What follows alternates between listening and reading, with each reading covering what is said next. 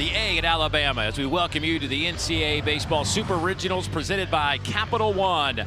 Another huge crowd expected for Game 2 of this 3-game set between the Johnnies from St. John and the Crimson Tide from the Capstone here in Tuscaloosa. Sewell Thomas Stadium is the scene, and we look at the left side of the bracket, and, well, we're just waiting one more. North Carolina and Southern Cal going at it right now to determine who will be the 4 teams in that pod in Omaha beginning next week. Meanwhile, on the right side, we got some things to be determined, who will close it out today and who will need a Game 3 to do so. We are one of those. Alabama and St. John's coming your way here in a matter of moments. It looks like Georgia may be the first team in on this side of the bracket. They are up a couple of runs in extra innings. Meanwhile, last night, Alabama, boy, it was a show for the Tide. They just put it all together on both sides. They had 11 hits, 8 runs, and produced when it mattered most. And Justin LeBron, their star, doing Justin LeBron things. And Tyler Fay doing what he has done all season long. 7 1/3, just 2 hits, 9 strikeouts as he blanks St. John's 8-0. Dave Neal alongside former Florida State Seminole and big leaguer Devin Travis. Glad you could join us. And here we are, Game 2. And I guess the big question is, who's got the pressure today? What is this one all about? I think the pressure today is all on St. John's. Alabama here at home, 1 win away from headed back to Omaha. They're going for a kill shot today, and I think on the flip side, it just simply was not St. John's day yesterday. They did not play their brand of baseball. You got to have a short memory in baseball. Less than 24 hours, we're back at it today. Well, Alabama has had a star for the last 3 seasons now in Justin LeBron since he set foot on this campus. Not maybe the season he wanted from a number standpoint, but we are seeing a really good Justin LeBron right now. And it's the Justin LeBron that was expected coming into this season. You can throw out all the regular season stuff. You get to the postseason, May, everything's starting to fire up a bit. And look at his numbers. You need your stars to show up in the biggest moments if you want to make a late run into the postseason. And you see right there those numbers, big reason why for Bama. Well, St. John's left that Tallahassee Regional just feeling really good about where they are and where they were. As a matter of fact, they didn't even go home. They came right here to Tuscaloosa after winning in Tallahassee. But they might have left their offense back in Tallahassee. They got to get it going up top. They do, and I think that you got to really tip your cap to Tyler Fay. But the top of the order, this is the engine to this club, and 0 for 12, 8 strikeouts, 9 total last night. It's chaos for this offense. It's traffic. It's runners in scoring position, moving guys. Just 7 base runners yesterday. It all starts with the top here today. Yeah, they've been much better all season. Rough night last night. They'll see if they can get it going. The Johnny fans are here, ready to go. So are the Crimson Tide faithful. We'll have lineups when we return.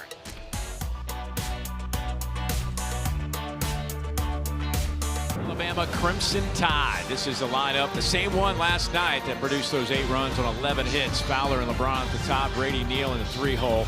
But it's really Eric Hines and Brennan Holt. You got a freshman and a 5th-year senior that if they can get it going like they did last night, this is dangerous. Yeah, we already know about the stars for this lineup. Back of the lineup, middle of the lineup, that's the key.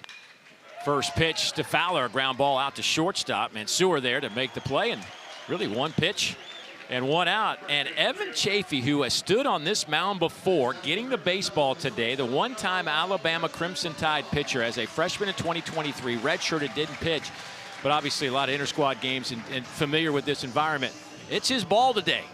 He's a fun one to watch work. He's a bulldog. He comes right at you. It's sinking action down in the zone with the fastball, curveball, slider, changeup. As you see right there, that's the go-to pitch against these right-handed hitters. I think the key for Alabama today, they're hunting elevation. You got to push them up in the zone. You got to think about hitting the ball the other way. For Chafee, he wants to live down. That one's fouled straight back. 1-1 the count to Justin LeBron, who yesterday we got a glimpse of what he does defensively, and certainly the way he swung it last night. You can see why he is such a highly sought after college prospect. And he just looks free. That's the best way to describe it. He's a guy that's just out there playing the game of baseball. All the pressures that came with being a potential first-round pick coming into this season. And then you think about getting to the postseason, you go ahead and just say, you want to know what? My numbers are my numbers. Let's go play to win. Swing and a miss, and LeBron goes down. Chases one up around the letters for out number 2. There's the 4-seam fastball. It's sinker when it's down. 4-seam fastball up. Good sign for St. John's early. That fastball up to 92 miles per hour.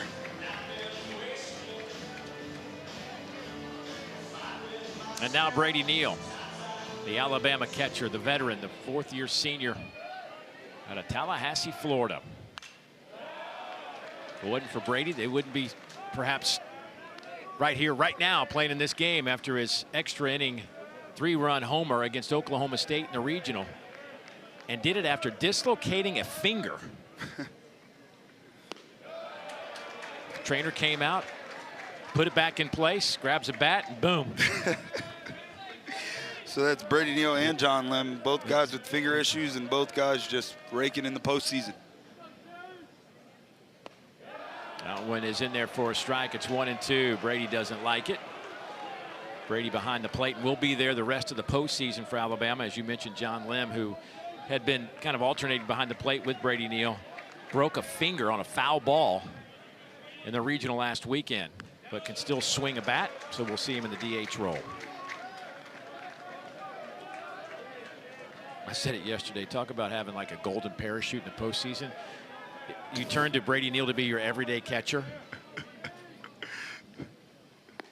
He came out of high school as the top or number 2, depending on where you look, catcher in the country. He went to LSU for 2 years and is now in his second season with Alabama.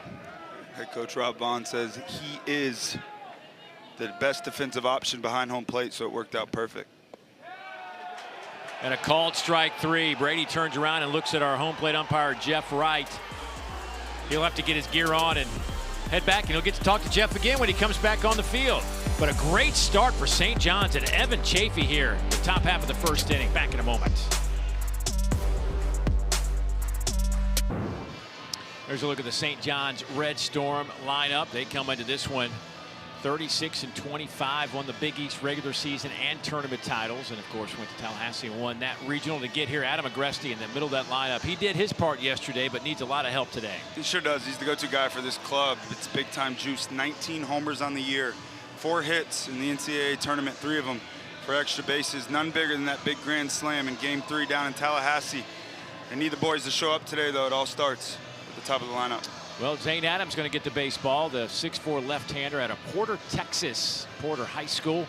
He has been in this role all season long. Matter of fact, this rotation for Alabama, and one of the few teams in the country that have gone the same route every weekend. It's a beautiful thing to have, and it's ultra important in the postseason pitching. That's where everything starts with Zane Adams. It's 4 quality pitches, and I mean quality. The fastball, ton of life. Slider, curveball. It's more curveball than slider. Change up to righties. It's big time stuff. Watch out for the glove side command. That's fastballs into righties and away to lefties. It's a big key today. And he has been really good at giving Alabama quality starts, 5-6 innings. It is pretty much almost a guarantee that he's going to get you through there. St. John's hopes they can kind of break up that routine today. They'll need to be a little bit more aggressive, I think, at the plate today. I couldn't agree more, and they have to be ready for the big-time fastball. Yeah. The breaking stuff, the spin, the changeup. It's a tough pitch to get to against St. Adams. Got to be ready to go from pitch 1. Just from the get-go last night, Faye strikes out the first 3 batters he faces in the top of the first, and they just never felt comfortable after that. And here is a guy that, if he gets comfortable, can change things around. John LaGrande, the senior, 323 on the year. Of course, last night 0 for 4 with those 3 strikeouts.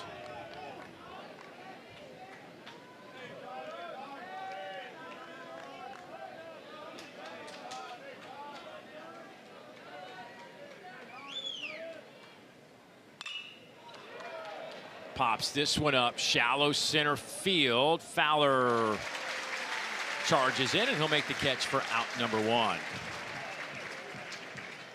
Big key today against St. Adams for these St. John's hitters. It's some angle. So it's into the right-handed hitters, away from the lefties. I think they're hunting elevation out over other righties. And the lefties, they're looking for pitches to start close to them. They're thinking big part of the field. Jader Rafestanger, the St. John's third baseman, steps in there. He's had a really solid year at the plate. 331 with 3 homers, 49 runs batted in out of Great Barrington, Massachusetts. His 3rd year with St. John's. Steady in that 2-hole, 333 against lefties. And that one misses. You saw the weather conditions a moment ago pop up on your screen. It is a humid day here and very warm. There have been pop-up showers all around us. Even pushed this back an hour, hoping to avoid potential rain. So we'll see if we can keep doing the dance. You just keep doing what you're doing over there, Devin. Yes, sir. It's working. I'm on it, baby. 1-2 the count to Rafe Stanger. Rafe Stanger, 3 strikeouts yesterday, all on fastballs right at the catcher's mask. Looking to shorten up here. You see him choking up a bit. You got to think short swing on top of the ball. Slaps this one just foul.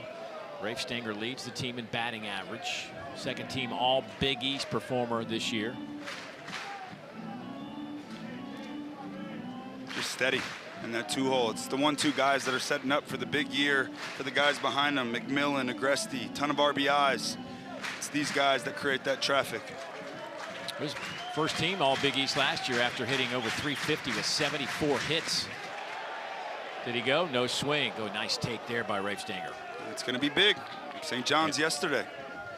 Those marginal pitches, they did a nice job early on in the ball game laying off them. Tyler Fay was just absolutely dialed in, worked ahead the entire game.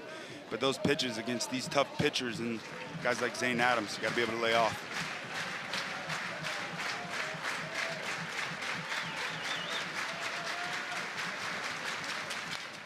Fouls off another one.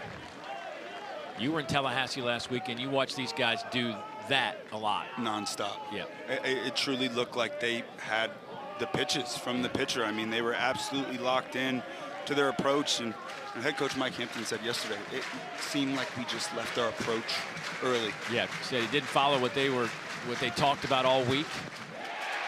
Swing and a miss. Rafe Stanger didn't realize that Brady Neal had lost the baseball, and Brady finds it in time and throws down to first for the strikeout. And nasty one there, first strikeout of the day. That's the big curveball. Starts where he wants it, dives down late. Zane Adams looks sharp. Zane Adams now with 91 strikeouts in 82 innings. Walked just 27 batters this year. Opponents hitting .264 against Zane. As Sean McMillan now, the sophomore out of Freeport, New York, strolls up into the batter's box. 6'3", 210. Another young man that was second team all Big East for St. John's. Last year as a freshman was named a freshman All-American. He hit .328 and led St. John's with 9 home runs and 45 runs batted in. It's a nice sequence right there. Fastball dotted away, changeup right off of it. Changeup's the go-to pitch against right-handed hitters. Way ahead here. Got a power guy at the plate. That there is a ton of swing and miss.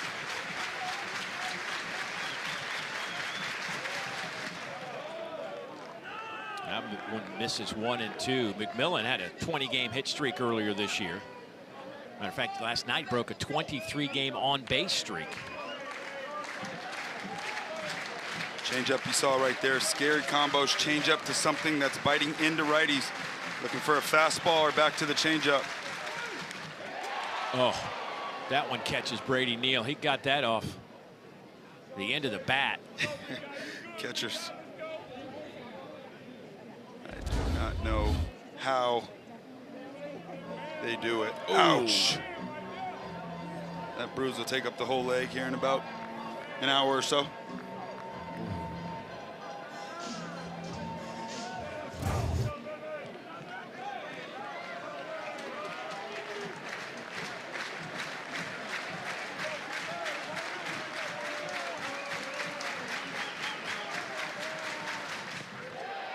Oh, just missed off the plate. Good take by McMillan.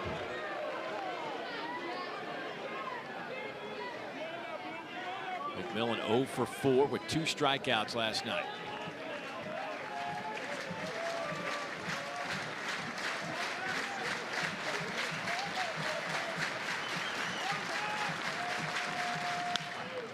Fouls that one into the seats.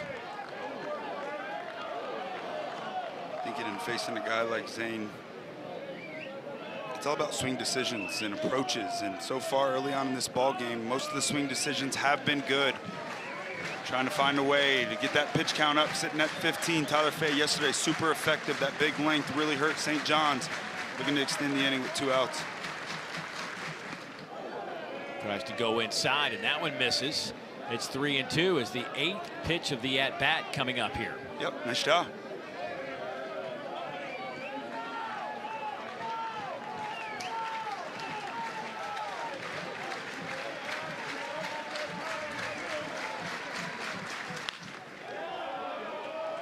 Zane Adams has got to be going, what do I got to do to get this guy out? Right.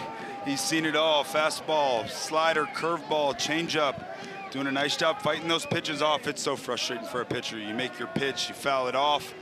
Important though, cannot give in. You got a power guy at the plate. St. John's needing some early confidence here. Big pitch on the way.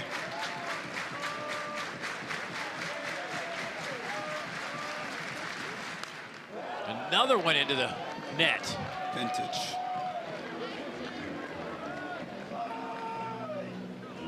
What's the mind game like right now if you're at the plate? Well, as a hitter, you're just having a ton of fun. You know, you're saying, hey, if I can foul off his fastball down the right side and I have a way to foul off that changeup, here's a hitter. You're just hoping for a mistake, but he's locked in. He's got that zone completely under control.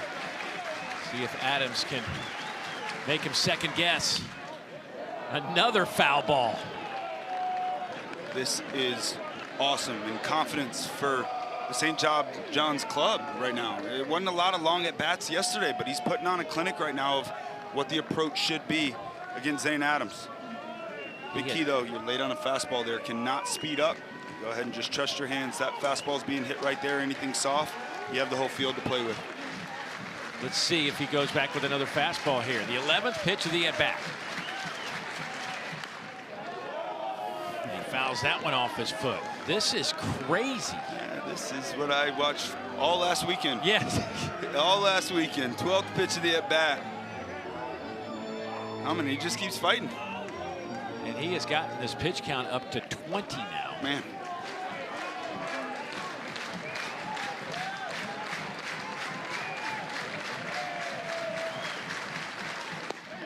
At the knees, got him looking. Zane Adams wins an epic battle to get off the mound. The tag heading to the dugout.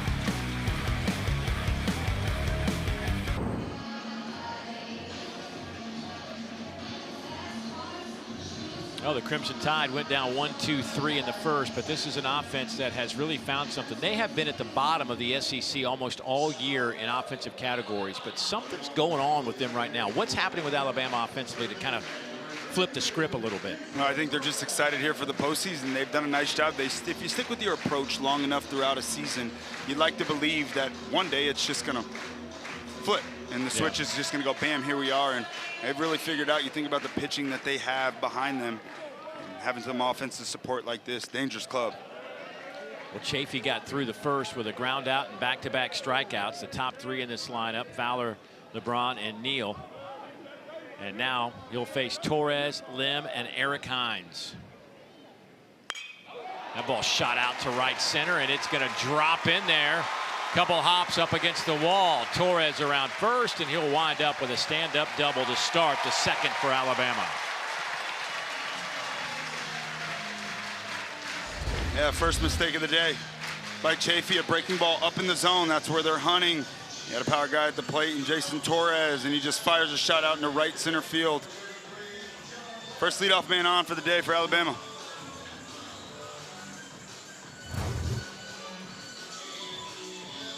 And that'll take us to John Lim.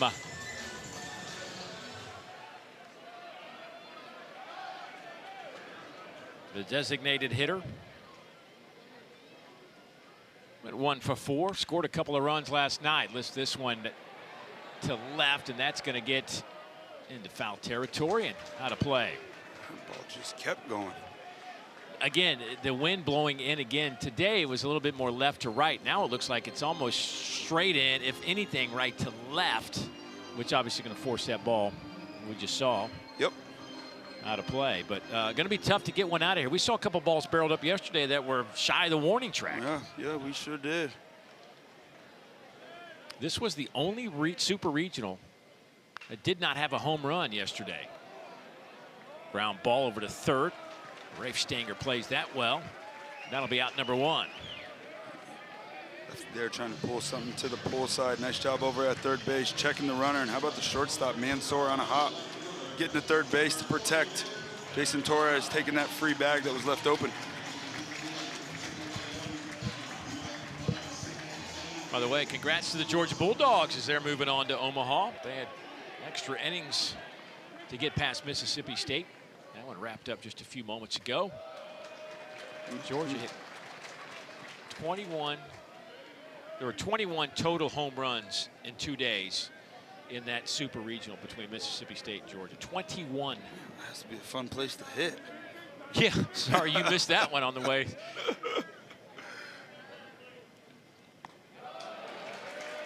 It was we talk about stars. Of course, Eric Hines at the plate has the potential to be one of those stars. This young man is super talented. But Daniel Jackson, extra innings, the star, perhaps Golden Spikes. That might have maybe put him over the top. 2-run homer in extra innings to give Georgia the win. Real stars show up in those big moments. Eric Hines, awkward swing, 2-1. It's just a young freshman right there in the 2-0 count. Super aggressive. They take advantage of it. You got an open base with a lefty behind you and Brennan Holt, who's really struggled against left-handed hitters this year. As a guy in Hines, you're just attacking elevation, looking for a pitch just in your zone. By the way, Eric Hines has moved up to 3rd on this team in batting average behind Neal and Fowler, 2 savvy veterans. And here's the freshman, came into this one hitting .296. Expect him to play much this year. They let him go, and freshman shining. Now it's full 3-2. And that is going to be the key pitch today for Chafee. That fastball in underneath the hands of a righty. Cannot let these righties lean out over the plate.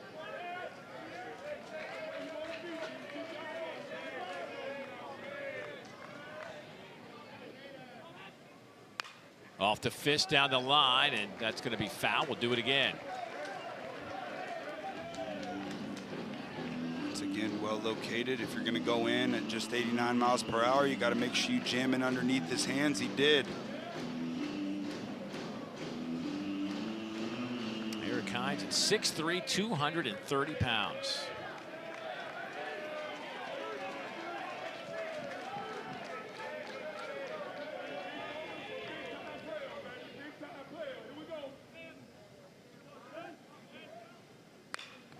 Little slow ground ball. Torres will have to stay at second. Throw across the diamond from Rob Mansour is a good one. That's 2 down. He's found a way to get that fastball. Once again, that's 3 in a row. Jamming it in underneath the hands when behind in the count. That's a big key. It's just 89 to 92, so it's not a big flowing fastball, which kind of emphasizes the point. When you throw that fastball, you must be able to execute and locate. Good sign for Chafee.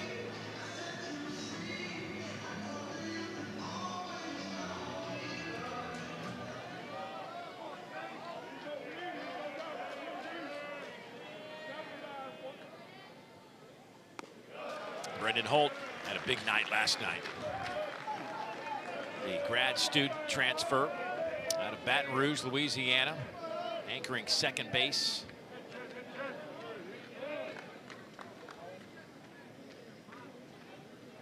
Two for 4, couple of RBIs. Ground ball to the right side. This time they'll test Aiden Fry. Underhand scoop is good. Leadoff double by Jason Torres goes for naught. Excellent work from Evan Chafee on the mound for the Johnnies.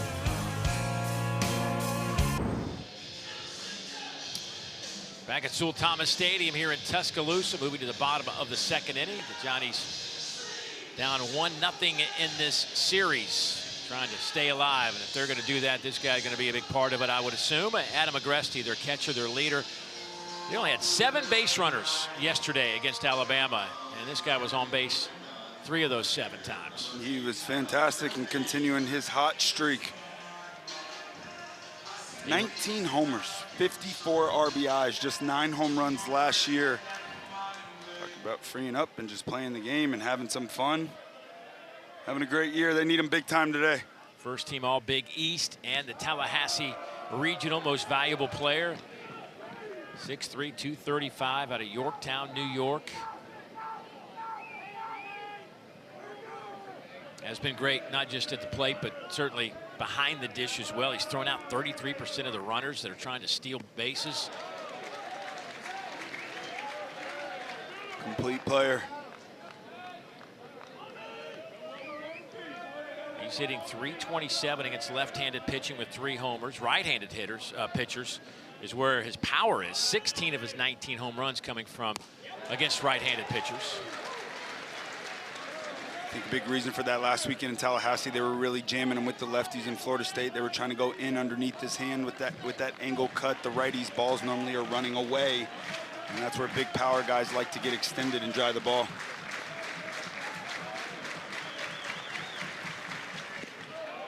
That one misses down from Zane Adams.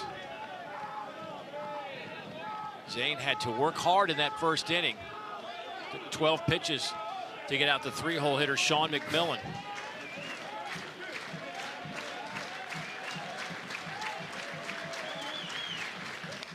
Fouls that one straight back.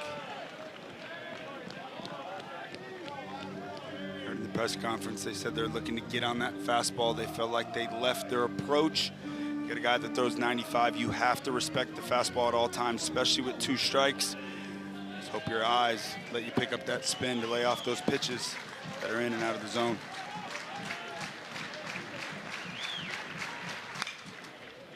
Here's LeBron, gobbles that up across the diamond, high throw, but the tag is made by Luke Vaughn. Agresti spins and hits the deck. Let's hope he's all right. Scary sight for the Johnnies, but a nice job by Vaughn right there, pulling himself off the bag. Good decision, left foot goes to the ball on a tag, and scary.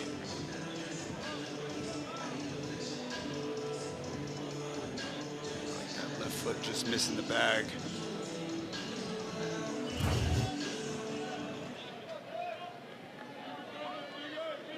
Well, that'll take us to Will Cowan, the designated hitter, hitting in the 5-hole today.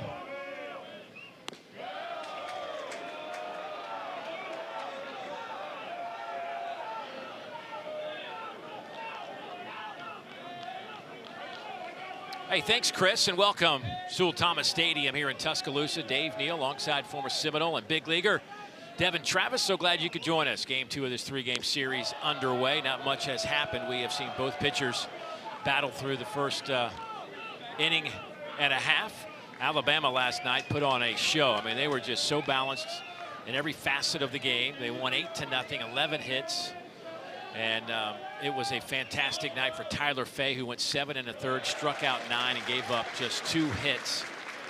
St. John's, according to their head coach Mike Hampton, just didn't play St. John's baseball. He was really frustrated that that's how they came out in game 1. You could tell it in his post-game comments last night, and he knows they were better than that. Yeah, they're a team that's defended well all year. 2 errors, minimal traffic, just 7 base runners. But an opportunity today to have a short memory and respond, and sometimes that can be very, very beneficial for a club. You get beat 8-0, you feel like everything's going wrong. You've won another opportunity to do it again. Less than 24 hours later, we're here. Won the Big East regular season championship, then went on and won the Big East tournament title. Then went down to Tallahassee and rolled through that regional, beating Florida State twice to get here to the Supers against Alabama. Zane Adams on the mound for the Crimson Tide. Gets Will Cowan for out number 2 here in the bottom of the 2nd. Yeah, 3rd strikeout, 2nd looking, both looking on that fastball that is just absolutely dotted down, in, on the black, and yep, just crossed the knee. Nice pitch. You look sharp. The glove side fastball for both of these pitchers, it's huge. I believe that we live in an era today where used to be able to just think the other way with left-handed pitchers, but they throw extremely hard today. I think the thought process is out front. You think more to the pull side. It protects against the slider and big curveball. Here's Aiden Fry, the junior. The Johnny's second baseman, hitting .228. No homers and 19 runs batted in. For this St. John's team that got off to a really slow start this year. They were 1-10 out of the gates. Then they went on a tear 35-14 coming into this Super after that slow start. They had an 8-game winning streak snapped last night. That one is gloved over there at third by Torres. Spins and fires, and good defense from the Crimson Tide. Hey, when we come back, we will visit with the man who's running the show at St. John's. Mike Hampton grabs a headset in a moment. See some of the St. John's fans in attendance here at Sewell Thomas Stadium, hoping their club could even up this series and force a game 3. And the guy that really hopes it is in the dugout with the headset right now, Mike Hampton. Hey, Coach, thanks for joining us. And I sensed a lot of frustration last night from you. I thought you handled the press conference well, but I could tell that it was frustrating. What was it that frustrated you last night? You know, our at-bats, our hitters have been so consistent throughout the year. You know, they just kind of were outside themselves and didn't keep within approach. But you know, I think right now today we're having some better at-bats. Yes. We haven't got any hits yet, but I thought their at-bats were much better today. Coach, what is the approach against St. Adams today for you guys? Trying to stay in the middle, try to stay inside the baseball. That's the biggest thing. All right, and one thing about Chafee pitching here in Tuscaloosa, what conversations did you have, if any, with him coming back here to a place he spent a year? Hey, I think he's excited to get and pitch against these guys. You know, he's a consistent guy for us. He has been all year long, and we're excited to have him in this 2-hole. All right, buddy. Thanks for the time. We'll let you get going back to business. Appreciate it. Thank you, guys. Right. Thanks, Coach. Enjoyed being around him this weekend. He's great. Longtime assistant. Took over that job in 2020 as the head man. Was an assistant for 18 years. That one is down the line and right. That is a fair ball. Luke Vaughn turns the corner.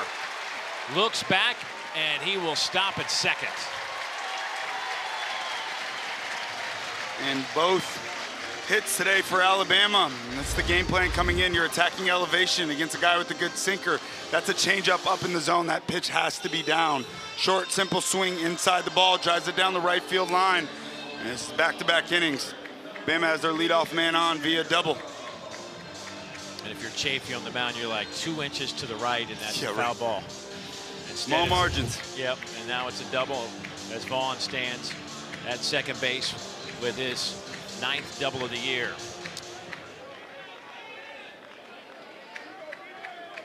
Well, Torres started the second with a double, and that's when Evan Chafee locked it down. A couple of groundouts to shortstop and one to second base to get out of the inning and leave Torres at second, hoping for the same here. Yeah, moving runners big time in baseball, especially early on in a ball game. You got a guy on second base here. It's a lefty on the mound for a right-handed hitter. You want to back off the plate knowing he's going to try to jam everything into you. It's going to be fastballs in and a lot of spin.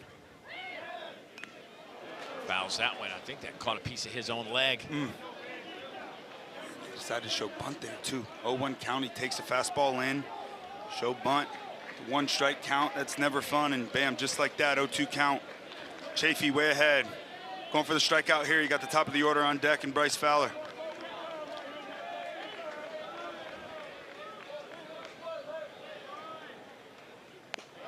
That one misses up. Peyton Steele hitting 9th. He's been bothered. He's not 100% healthy. He kind of tweaked a quad last week. Not going to keep him out, but he's not on full. Let's put it that way. I could miss this one. Oof. Good pitch there. Doesn't get the call, but once again, that's something soft up in the zone.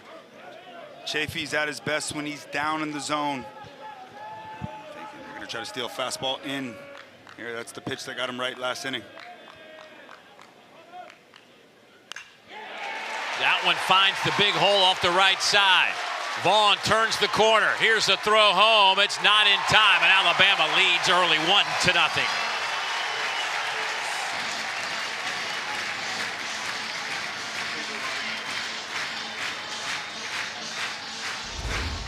That is an incredible job of 2-strike hitting right there. They do try to go in, but he misses out over the plate, and he's trying to have a short, simple swing, just get the ball to go forward.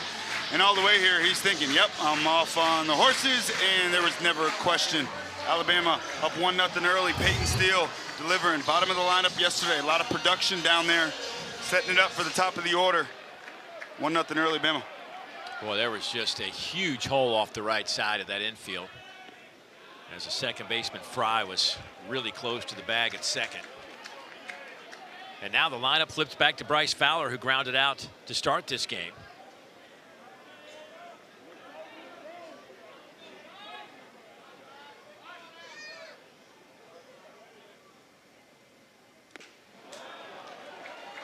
Quickly 0-2 on Fowler.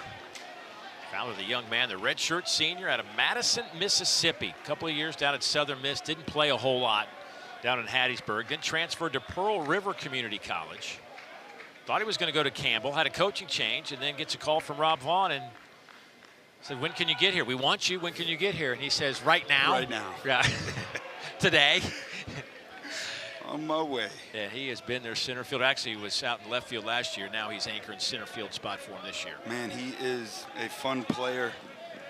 It's been great ever since being inserted to the top of this order.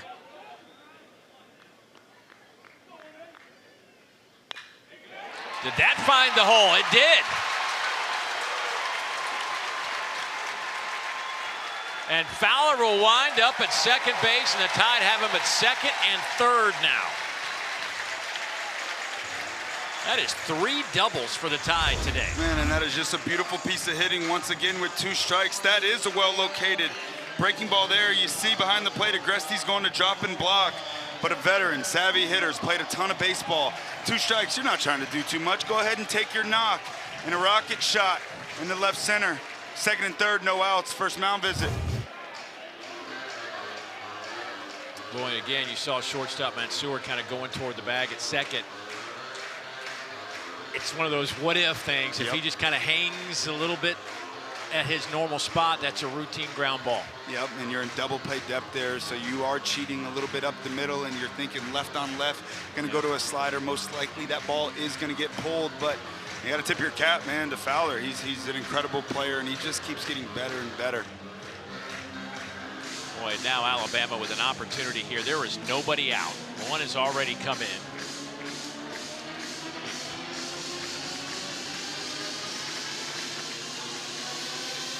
And the guy you got to face is maybe the hottest guy in this lineup, Justin LeBron. He struck out his first time today, but LeBron has been on a roll of late. Of course, a preseason All-American last year in 2025, was a first-team All-American. So much expected of him. Offensively, not really the kind of season he had produced his first 2 years here, but we are now seeing Justin LeBron at his best. Yeah, and at the right time for Alabama. Still 16 homers. So the juice is there, 40 stolen bases and 41 attempts. It's a big moment here in this ball game. They got their guy up, they got to cash in.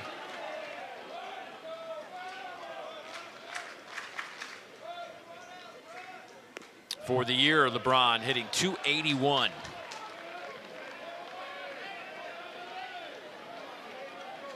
.250 against lefties. 302 with runners in scoring position. They attacked him with fastballs up as the count went on last at bat. LeBron 3 for 4, 2 RBIs last night. They try to go fastball there, and they do get it up just enough. A big reason they go fastball up in this situation. You got a guy at third base, less than 2 outs. The hitter's hunting elevation. If I can go just enough above the zone, I get a foul ball or a swing and miss. Way ahead here, 0-2. You can go fastball up. If not, you're just burying the breaking ball at the back foot.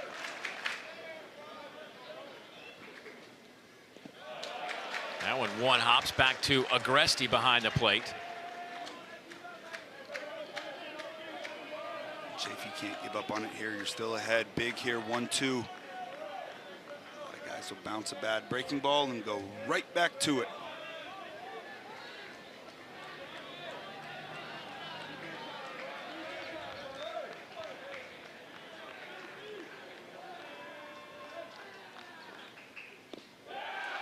At the knees, called third strike. What a pitch from Evan Chafee.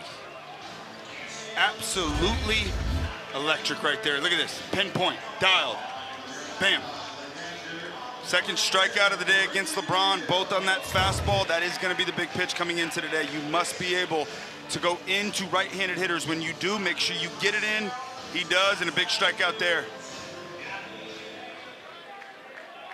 Can't get too excited just yet. 1 out now for Brady Neal, the 3-hole hitter. He was caught looking his first time up.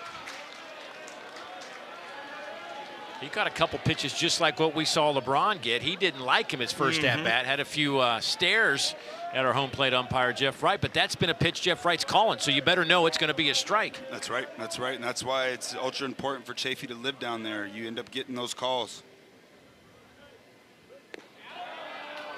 Ooh, that one just misses. 2-0 now to Neal.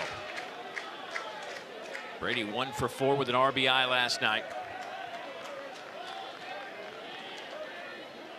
Neal, very good against left-handed pitching this year.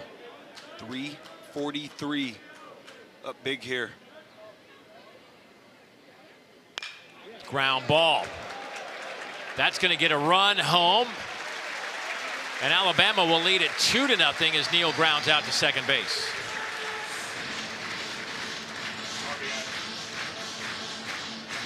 Some good selfless baseball. You got the middle of the infield back, guy on third base, less than 2 outs. Any ground ball in the middle scores a run. Job well done.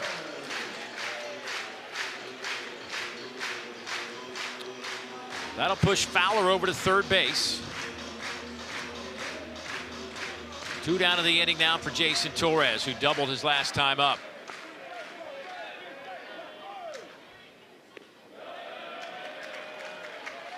Boy, Torres has just been anchored at third base for Alabama the last 2 years. That has been his spot. Maybe not the offensive season he was hoping for.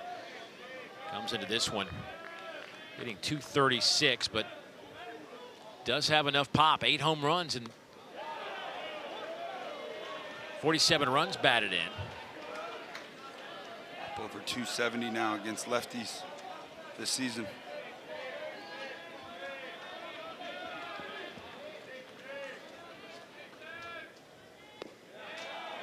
Young man who transferred in from Miami, spent 2 seasons down in Coral Gables out of Hialeah, Florida.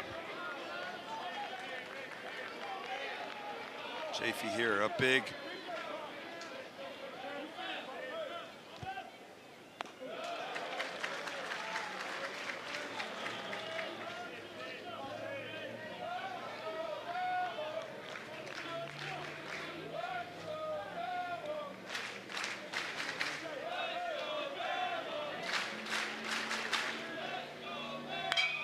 Ground ball right at the shortstop. Mansour across the diamond, and that'll be the 3rd out. But Alabama does plate a couple of runs and take a 2-0 lead. We're heading to the bottom of the 3rd inning here at Sewell Thomas Stadium.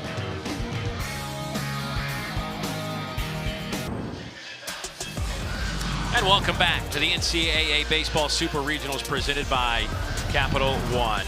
Good look at Sewell Thomas Stadium. The left side of the bracket. We're waiting to see who will the 4th team be in that pod when Omaha begins next week. North Carolina and Southern Cal right now.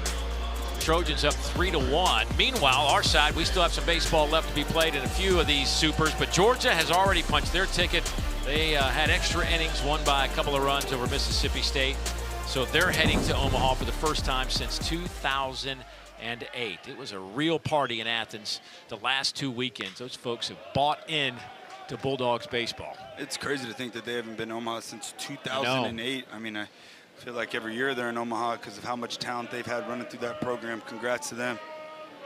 Here's Christian Bernardini, the junior, out of Manalapan, New Jersey. He was 0 for 4 last night. Young man comes in as a .275 hitter today with 4 homers and 21 runs batted in. This is the guy circled coming into today. .351 against lefties. Down here 0-2.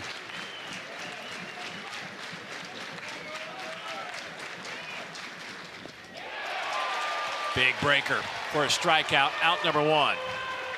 Good morning, good afternoon, and good night there from Zane Adams. He is absolutely dialed in, and that's the big breaking ball, the pitch he likes to go to a bit more to right-handed hitters. Well located in the zone the whole time, feels like it never gets there. You leave your backside and you get a chase. 4 strikeouts now for Zane Adams. 78 miles an hour. And Rob Mansour, the shortstop, way out in front of that one. Those changeups are so hard to get to, too. You know, you think about a changeup really falling off the table and really running away from a righty. His is almost Bugs Bunny. It just stops midair, stays on that plane. Misses with 92 down and away.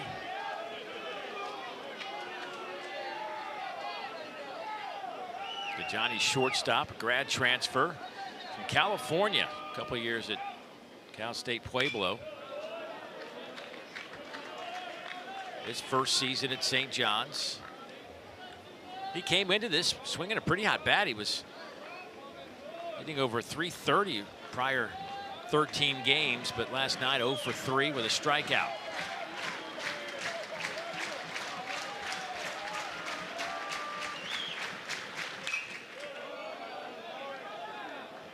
Just 2 strikeouts on the entire year against left-handed pitching. Wow. For Mansour. This is a guy that sees lefties extremely well. That's the thought process. Once again, you get to 2 strikes, you're thinking fastball, hit it the other way, gives you an opportunity to stay on his breaking stuff. Line back up the middle on a 1-2 pitch.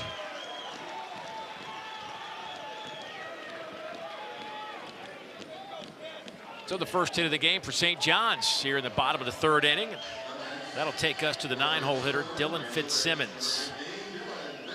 This is the guy for St. John's in that regional. Luis Rodriguez goes down, left fielder, having a great season. Lower body injury. Dylan Fitzsimmons pops in. Without Dylan Fitzsimmons, St. John's is not here right now. He's better against lefties too, 357. First pitch swinging, fouls it straight back.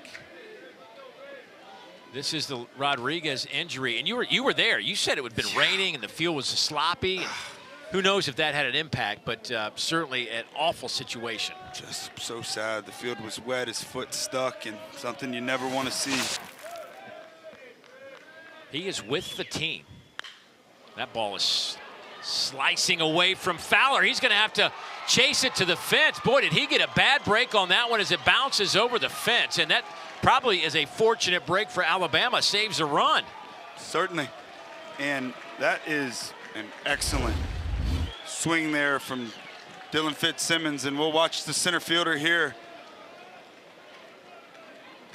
It's a slider up in the zone where these hitters are looking for, especially the lefties. And you see that a little bit of a false step in. You never want your first step in the outfield on a fly ball. You always like it to be back. He bites in, and that ball just keeps on carrying. Downhill swing, backspin on the baseball, 2nd and 3rd, 1 out. Johnny's best opportunity here early on in this ball game to strike. That is, chopper foul, but for Fitzsimmons, to give you an idea of how locked in he is, 6 of his last 8 hits have been for extra bases, and this is your 9-hole hitter as a true freshman. He is, he's going to be fun to watch in the coming years for St. John's. They were telling us a story last year. We were asking me, like, did you anticipate this guy being a dude for you? And they all, everybody in the room, including Coach Hampton, smiles. It was like, yeah, well, he drew like 12 walks in his first 12 at-bats in our fall scrimmages. And then his first hit left Homer. the yard. Yeah. Homer. And we're like, okay, we got ourselves a little something. He's a guy you can expect to hit at the top of this lineup next year with the guy at the plate, John LeGrande, the senior. Departing, what a fun story this guy's been all year. A guy that just keeps getting better and better. Once again, the stars have to show up in these moments. You have to find a way here. Get that run in from 3rd base. LeGrande leads the team with 22 multi-hit games, but this one will be grounded over the first. But that'll plate St. John's first run as Mansour comes home to score and pushes Fitzsimmons over to 3rd base. So the Johnnies, their first run of this Tuscaloosa Super Regional. Yep, good baseball. Middle back, put it in the middle of the infield, score a run. Well done. Out number 2 as Jader Rafestanger comes to the plate, who struck out his first time.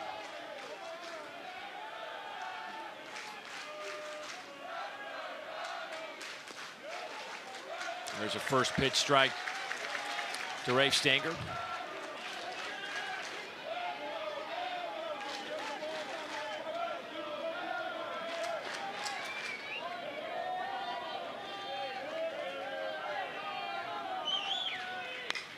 There's a ground ball. LeBron Fields throws to first. But St. John's, though, breaks the seal, scores their first run of this super. Cuts Alabama's lead in half. Back in a moment.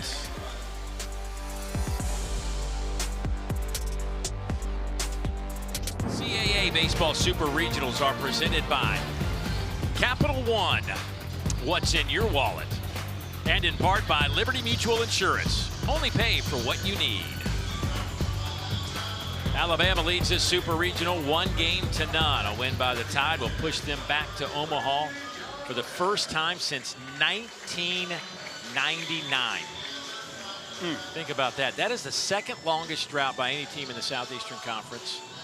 Only ahead of Missouri, which was back in the 60s when they were last in the College World Series. But, I mean, again, we said about Georgia, it's hard to believe it's been since 08. They've produced some teams. Alabama's had some really good teams in that span. But 99 was it. Man, head coach Rob Vaughn, he has done a magnificent job ever since arriving in Tuscaloosa. John Lim to start things off for the Tide. Lim, then Hines, then Brennan Holtz to the plate. Speaking of the College World Series, you can't overlook. I think a lot of people maybe in the South haven't paid attention to St. John's baseball and the history of that program. But, folks, this is their 39th NCAA tournament appearance as Lim will get hit by a soft breaking ball and head to first base. But 39 NCAA tournaments for St. John's, tied for 12th most all time. So second NCAA tournament in the last 3 years. They've been to 6 College World Series, the last of which, though, was back in 1980. It's been a while. Their last Super Regional was in 2012. They got through the Chapel Hill Regional to get to the Supers that year. But, I mean, this is a program with a lengthy history. Northeast baseball, they're the big dogs up there in Alabama. See right there, 29th appearance, 4 years in a row. They've been knocking on the door. 0-6 in their last 3 NCAA tournaments leading up to this season. 4 wins in a row, 1 win away from Omaha.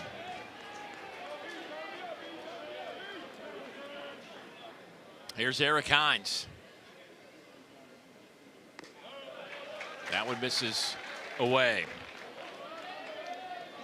0 for 1 for Hines today. He grounded out his first time up. 9 homers and 24 runs batted in. Fell behind him last at bat, then jammed him in with 3 straight fastballs. Good for him to go back to it here. That ball's smoked off the bat.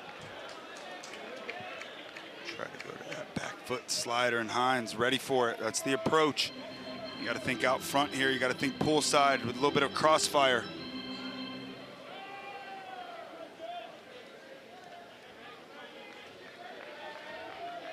Hines, a young man from right here in Tuscaloosa.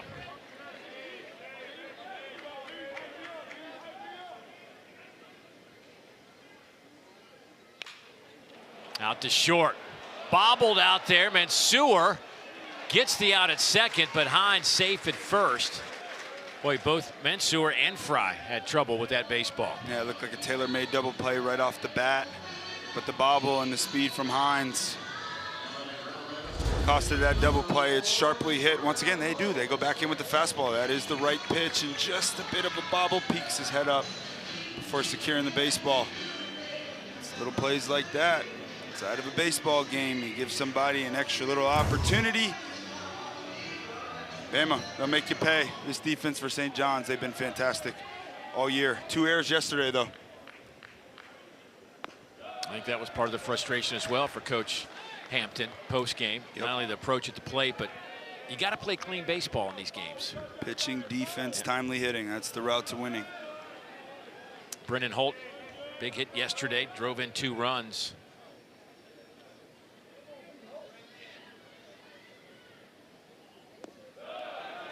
Boy, that's a really good take.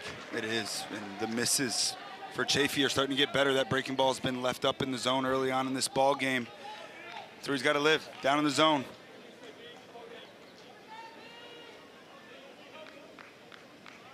Two 2-0 on Holt. Ground ball, and it finds a little hole on the right side. Hines turns the corner. He's on his way to third. Throw is cut off, and the Tide have him at the corners with 1 out. That is veteran hitting. That's a senior. Got his 150th career hit yesterday, now 151. And you got the first baseman holding the runner on. So what do these hitters try to do? The lefties, go ahead and just pull it in that hole. They work on that extremely hard in BP. Nice job of hitting first and third, 1 out.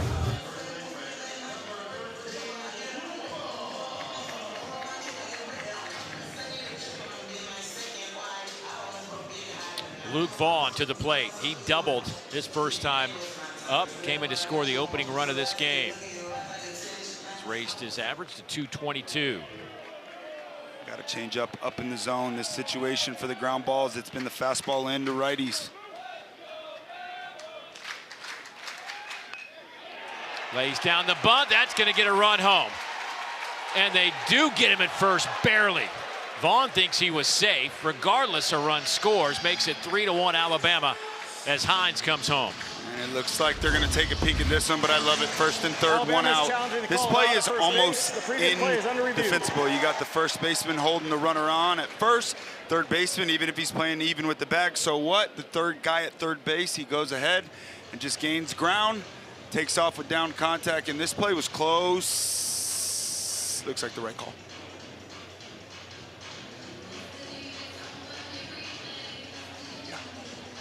Yeah. I think that's when it's going to stick at first.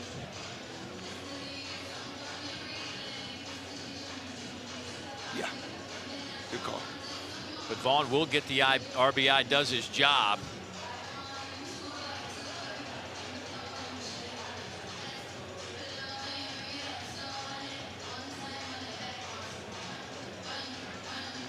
Seeing some small ball here in Tuscaloosa. Again, there hadn't been a home run. We're the only super regional that had a home run.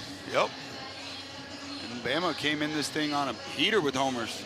They had, what was that number? They had had 11 home runs in their last 5 games and had 3 straight multi-home run games.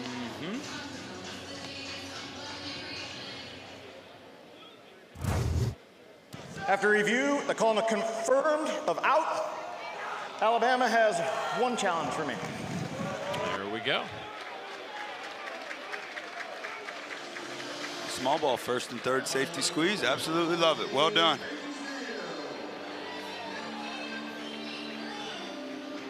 Rob Vaughn making things move for Alabama on the base pass. Picks up that run. Gives you an indication he probably feels like this is going to be a low-scoring affair today. Runs are critical. 58th pitch of the day on the way to Peyton Steele, and it's hit high in the air out to right center. Wind blowing in will keep it in play. At the warning track is Fitzsimmons to make the catch. So St. John's picks up the third out, but Alabama grabs another run and has a 2-run advantage. When we come back, we will chat with Rob Vaughn, get his philosophy on today's game.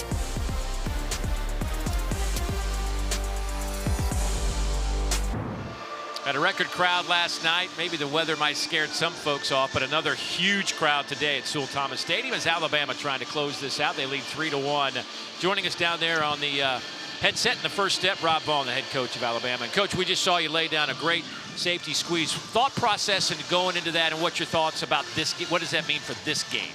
Yeah, man, I mean, this team, you just got to keep tacking on runs. You know, these guys have proven they don't go away. They've proven they aren't afraid to come from behind. I mean, they won all 3 games last weekend chasing leads. So this is going to be a 9-inning ball game. Like, you're going to have to get 7 or 8 more to finish this thing. So just try to tack on runs there. I thought we left 1 on the board in the second with a leadoff double. Thought we left another 1 on the board in the third. So we just got to keep scoring, man. You got to keep extending the leads. We need Xander to go get us a big 0 right here with some dangerous hitters. Coach, Zane's looked pretty good. What's your thoughts on him today so far? Yeah, he's done a nice job. You know, you got to credit Mansour. Took a good swing. Change-ups off the plate. Just stayed up just enough for him to poke it in center, but a really good approach, really good swing from him. And then the slider just stayed up. Fitzsimmons takes a good swing on a slider that stayed middle. So, but he minimized, and that's what you got to do when you get yourself in a bind right there. Go get the next 2 guys out, and he got a ground ball and got out of that thing. So, great job by him by minimizing right there. And now we need to settle it in and go get the leader here. All right, buddy. Thanks for the time, Rob. Yep. Thanks, boys. Roll Tide. Thanks, Coach. You know, again, it's just going to be, you're going to have to really compress a baseball today, I think, to get one out of here. Yeah, because that ball was well hit last inning. Yeah. Sean McMillan had that 12-pitch at-bat back in the first inning. And now he's ahead 3-0 at the plate against Zane Adams. Zane, by the way, we're talking about Zane Adams, and he has been really a constant for them. 13 of his 16 starts, 15 starts, I should say, he's gone 5 or more innings. I mean, like, as a coach, man, does that make you feel good that you're going to get a quality start out of a dude? It's so important. And you think about the bullpen, being able to save it throughout a weekend. All 3 of these starters have been fantastic. Zane 3-1 over his last 4 starts, 100+ pitches in 5 of his last 7. That's in there for a strike. Sean McMillan was heading down to first base. He'll get back in the batter's box. Almost the same pitch he struck out on last at bat looking. St. John's does not have a leadoff man. Reached base safely today so far. Fouls that one back. We about to see another 12-pitch at bat. No in St. John's. That's a nice job right there by McMillan. That's the pitch he took. Fastball down. You know it's in the back of his mind. The question here is, you have the opportunity here to go to a changeup down, see if you can get a miss, knowing it's the pitch he chased last at bat. Ground ball right back to Adams.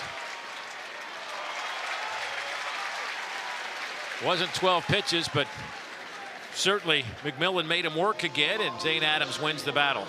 Nice job coming all the way back right there, down 3-0. You got a 2-run lead. Trying to keep the momentum on your side. Go ahead and attack.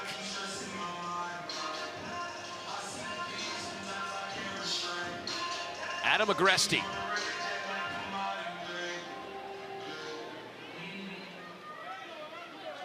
First team all Big East catcher. First pitch he sees is going to drop in for a base hit. He has just been fantastic today, or this weekend. And that is just professional right there. I mean, they have been working him in nonstop. That's a fastball in right there, and he just sucks his hands in tight. That's what he's looking for early. Nice piece of hitting.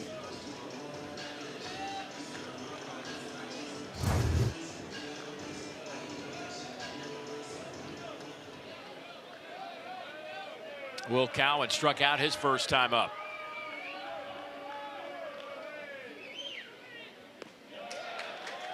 He looks at a first pitch strike.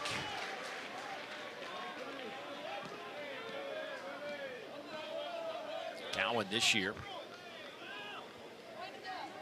hitting .216. Last year as a freshman. In 46 games hit .293.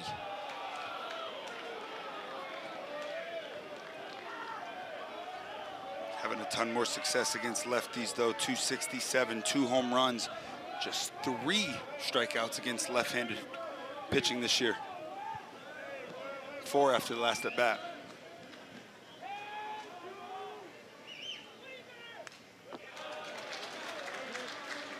I'm going to make this compare. He's got that that back foot moves. It reminds me of Scotty Scheffler on a tee box. The way that, I don't know, it's like his thing. A little scissor? Yeah. Yeah, I like that. It's worked for Scheffler. Oh, yeah. I'd copy that guy. Yeah. It is something that's become big in baseball today, though, is that scissor. They work on it, and it allows them to keep that front side closed, avoids them opening up early. He dances, and that one catches him. Wow, if you're going to get hit on one that bounces at you. Yeah, especially with 2 strikes. That's exactly what you want. Go ahead. Yeah. St. John's will take that one.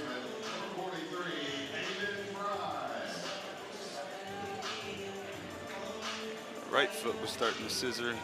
He left the left foot there. It's crazy how games change, philosophies change in baseball. It used to always mean, like get that back foot locked in, drive off of it, be quiet. Now you got guys moving their feet all over the place. It's ever evolving, this game. Aiden Fry 0 for 1.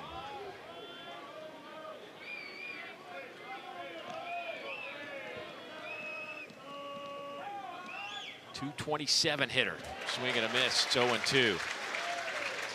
Johnny's with some traffic with one out. These are the moments that Mike Hampton was talking about. We got to get some guys on, put the pressure on them. See if they can take advantage. Yep. Don't get many. And on the flip side, Rob Vaughn said he minimized in that third inning. Another opportunity here. Just off the plate. Yeah, good take.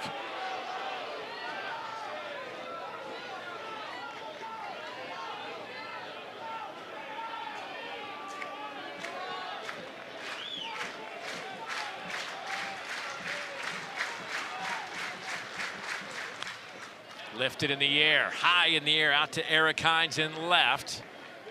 And that'll be out number 2, and everybody sticks at their respective bases.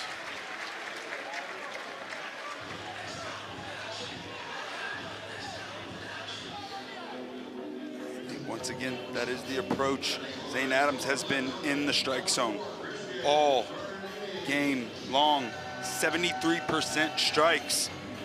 See these St. John's hitters get a bit more aggressive. Sometimes you can get so stuck in an approach that you almost forget. You gotta just see the ball and let it fire.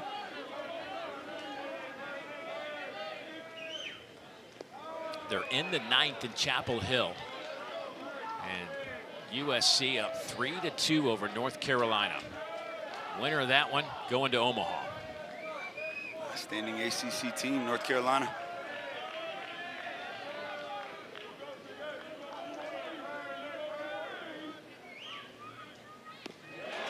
Change up. Ultimate equalizer. Bernardini, 351 against lefties coming into this game. This is the guy that I said had to be the guy down at the bottom of the lineup.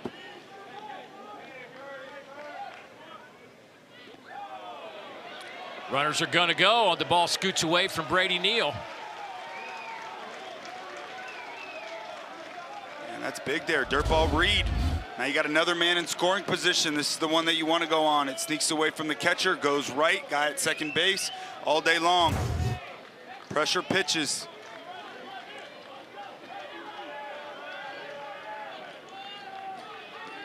Two 2-1 count. Bernardini.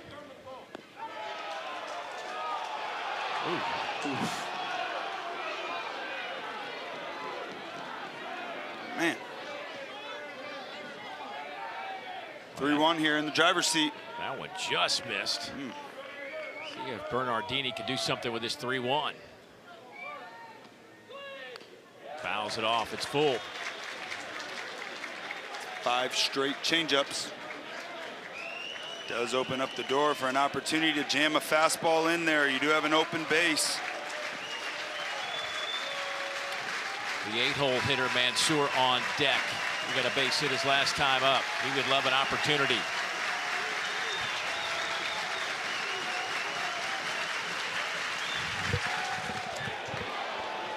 Boy, he just did foul that off. Adams pumping 95. 5 straight changeups and 95 up and in. Takes it out of the catcher's glove.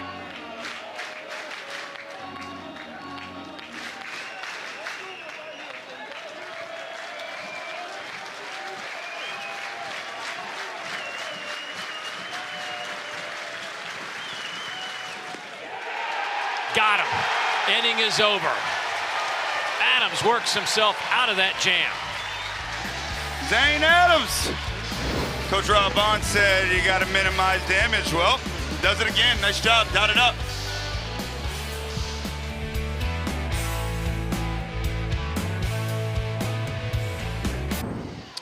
The number 7 national seed, Alabama Crimson Tide, up 3-1 over St. John's. They were a 4 seed in the Tallahassee Regional, just a 13th 4 seed to move on to a super. Alabama, a couple of runs on 3 hits in the third. LaGrande, RBI ground out in the bottom of third. And again, the top of this lineup for St. John's just hasn't got it going yet. They are 0 for 6 today. And what were they, 0 for 12 yesterday? 0 for 18 in this regional. Super regional, excuse me. Top of the lineup due up for the Tide, Bryce Fowler, who has flown out and grounded out, but picked up an RBI back in the third on the ground out to second base.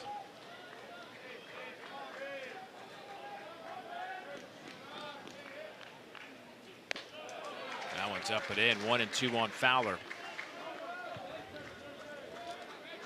Or excuse me, Fowler doubled his last time up.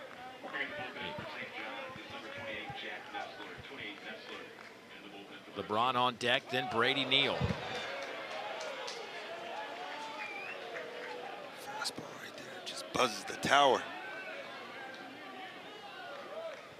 Been impressed with Evan Chafee coming back to Tuscaloosa. You always wonder about players that come back to a place they spent some time, as this one sent out to center field shy of the track. LeGrande with the catch, 1 down, but Chafee has been on point. Talking to Jason Jackson, who's the pitching coach, and at the time became the interim head coach at Alabama when Chafee was on this Alabama team back in 2023. And talking to him about Chafee, he says loves the kid, absolutely loved him. Just wasn't ready to be a part of their rotation. They redshirted him. At the end of the year, I felt like Evan just needed a change of scenery. I mean, there was nothing that was wrong on either side. It just needed a change. He said loved his parents, loved being around him. Matter of fact, Justin LeBron still good friends with him and text all the time. He went back closer to home and has found a home at St. John's. And here he is back in Tuscaloosa a few years later doing a fantastic job. Yeah, sometimes the change of scenery can be a great thing. Good for Evan Chafee. Seems like it worked out well for both sides.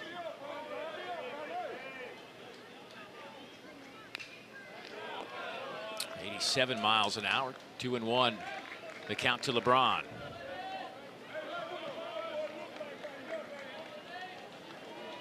Justin with 2 strikeouts today.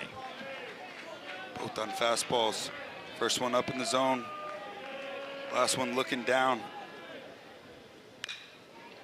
Lifted high in the air, out to right. Fitzsimmons on the track will make the catch. I'm sure he's probably hearing some things out there that we can't air. Up against the Ragers in right field. Oh man, they are packed out. We had a late start last night, and there was a wall of adult beverages out there. Not quite as intense today. Give them a little bit of time. They're still getting it going again. So that's on the Brady Neal club. And here is Brady Neal. Fouls that one off. Spent some time in right field this year. He did. And again, the story from Bryce Fowler, we're asking him, Brady hadn't played a whole lot of outfield in his life. He's always been a catcher, and he gets put out there this year. And I said, do you help him out there? And that's a little slow chopper. It's going to be a tough play, and it's going to be a fair ball. He just shakes his head. Hey, it's a hit. He'll take them. Every single one of them. Just a chopper here, and the catcher has priority over the pitcher in this ball. All of his momentum is moving toward first base. The pitcher lets up, and Chafee thinking Agresti's going to get it. Little miscommunication. Extends the inning. But you see the smile on Brady Neal's face. He's been like that all year. And when Bryce Fowler was asking him, are you helping him out in right field? He says, well, every time I try to talk to him, he's turned around talking to somebody in right field. So I just kind of gave up on it. That's a guy having fun playing baseball. Oh, yeah. Oh, yeah.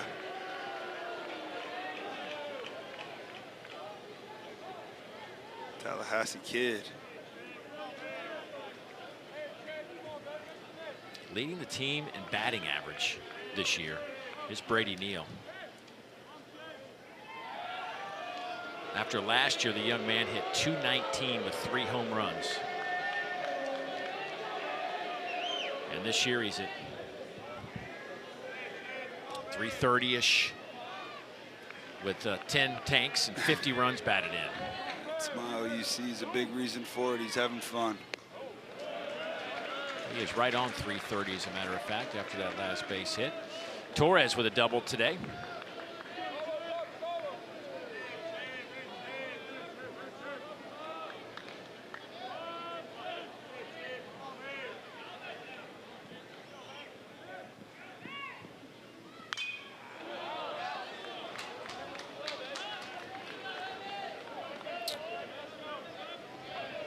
Again, 79% of the teams that win game 1 in a super regional advance to Omaha. That is quite the success rate. Mm-hmm. And all 4 teams that have punched their ticket. All won game 1 and game 2.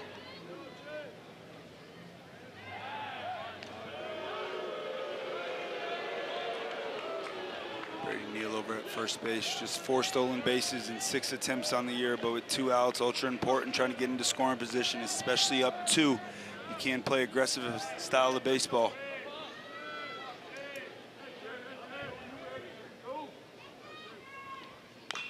Fouls that one off his foot.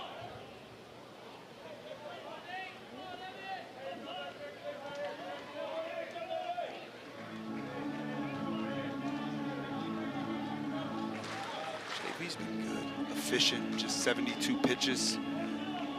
Pace for under 15 pitches an inning.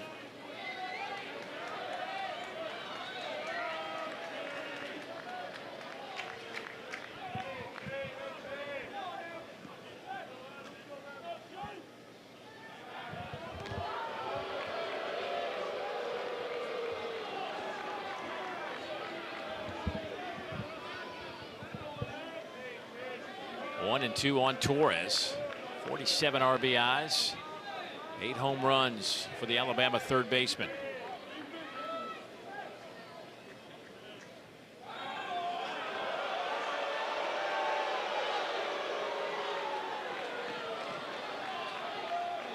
It's an important run at first base.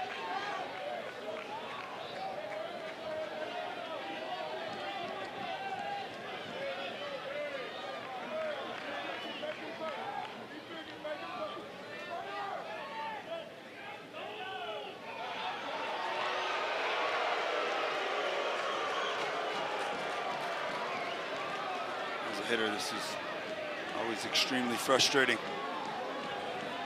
You feel like you're in control of the at-bat. It's working at your pace and a lot of pickoffs. You got to stay with it.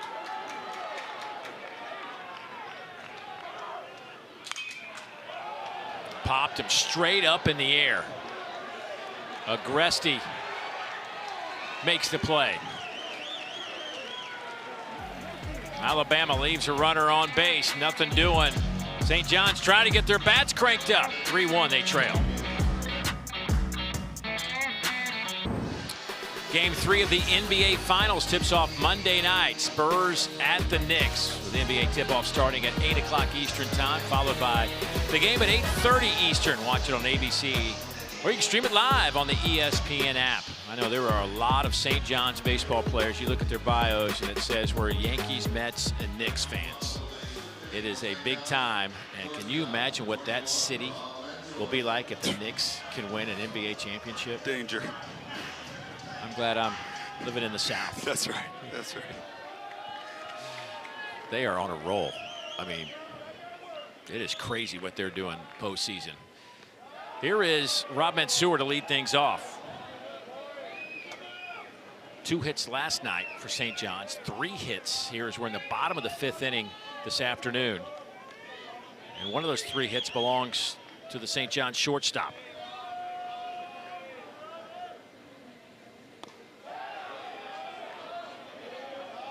In the 4th and 5th inning is when this offense normally does come alive. You saw the graphic first time through, 237, lowest amongst teams that are left. They do have 6 comeback wins in the postseason. There's a high chopper, Brennan Holt. Easy hop, easy play, and that'll be 1 down.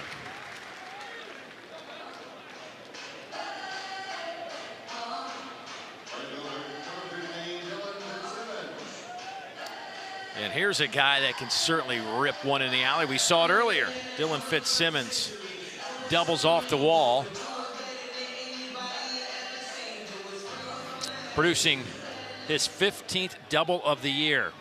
Has raised his average to 278. He hits with the bases empty and 1 down. A little left on left changeup there. That's something rare. As you start to get further in a game, you normally see a pitcher start to open up a different line of his arsenal.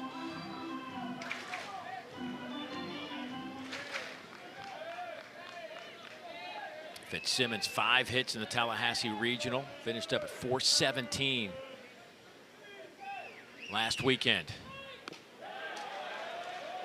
Looks at a ball inside. He was the key in game 1, scored the game-winning run in the 9th inning against the Seminoles. 2 big homers in that regional. Without this guy, they are not here once again. He was that important in that Tallahassee regional.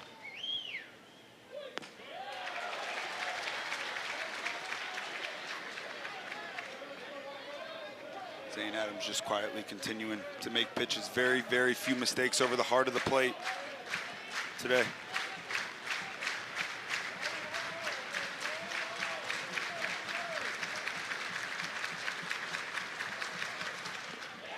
Swing and a miss. Fitzsimmons goes down for out number 2. That's good for his 6th strikeout today. 4-seam rear back. Let it fire up in the zone. That's where pitchers love. Hitters love to see the baseball. But if you are long and that back shoulder falls early, it's big trouble. And now it's the top of the order. You see the pitch count for Zane Adams. 56 of his 80 pitches have been in the zone. Strike zone. All right, here's the group right here. I mean, the top 3 guys in this lineup, somebody's got to break out. Look what's happened here in this Tuscaloosa Super Regional. Man. 0 for 18 with 10 strikeouts. These guys came in to today. This is actually, if you want to go back to the opening of this Super Regional, they came in hitting .329, .336, and .318, combined 19 home runs. And you have yet to have a hit here this weekend. Man, these are the guys that get him going. That's what's crazy. They've been cold. Like, this hasn't happened all year.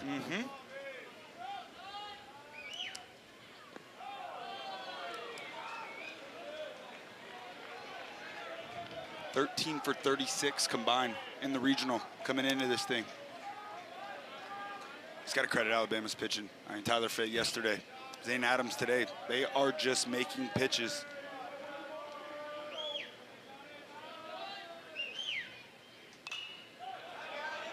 Count even at 2-2. LeGrande transferred into St. John's after a couple of seasons in junior college, where he was a junior college All-American in 2024. Didn't miss a beat as he was an All-Big East first-team performer in his first season with the Johnnies. 368, 7 home runs, and 48 runs batted in last year, not to mention 43 bags. Such a fun player. Boy, just did nick that one. He's just a bit over-aggressive. Looks like his mindset is just to rip the ball to the pull side. He's best when he's in that left center field gap. That front shoulder stays shut a long time, and that is a big key in these left-on-left battles. I'd like to see him try to get jammed here and push something the other way.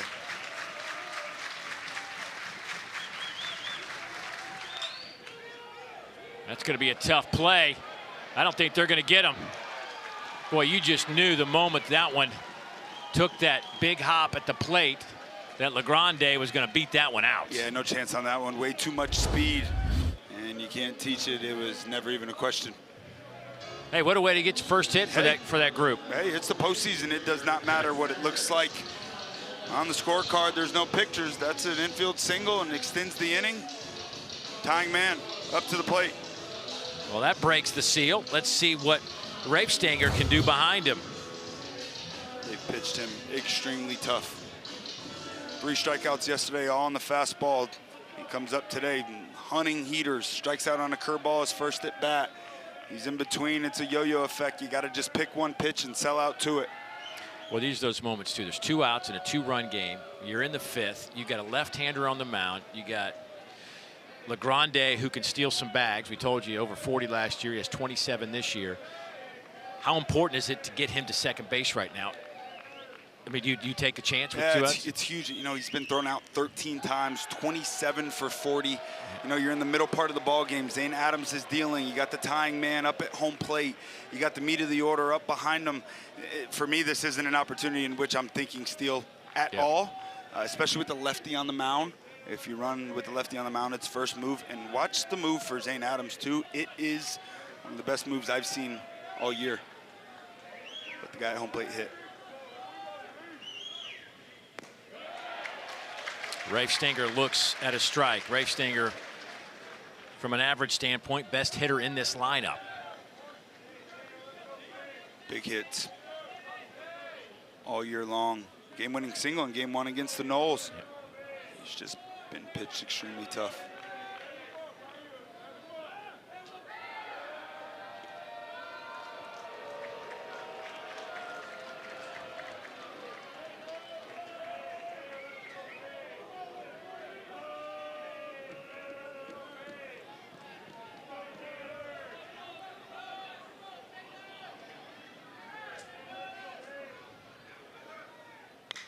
Ground ball to third. They'll go to second and get off the field. Zane Adams doing Zane Adams type thing on the mound for Alabama. 3-1 tied out in front.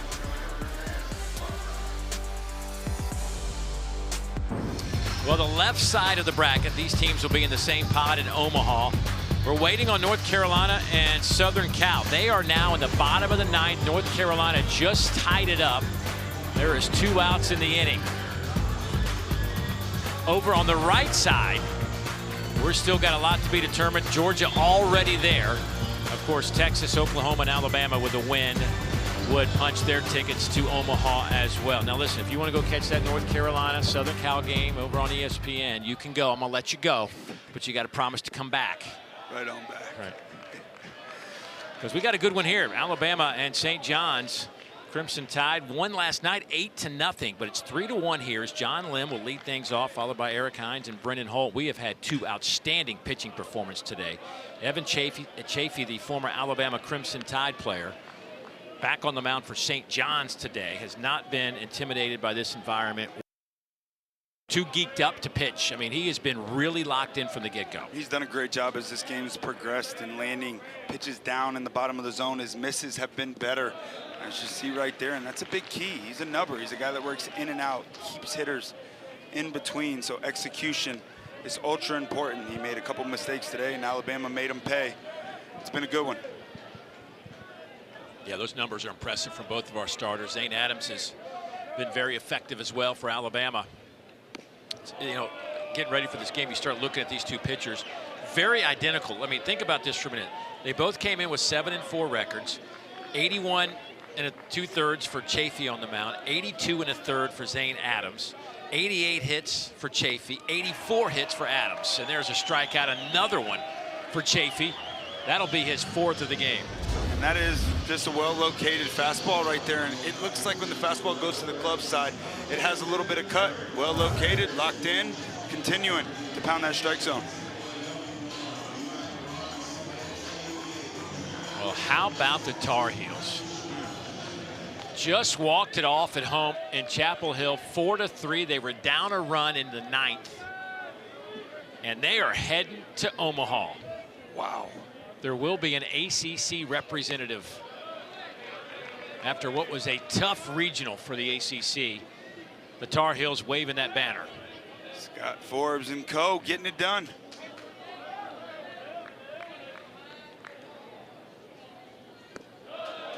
That one misses. 2-0 to Eric Hines.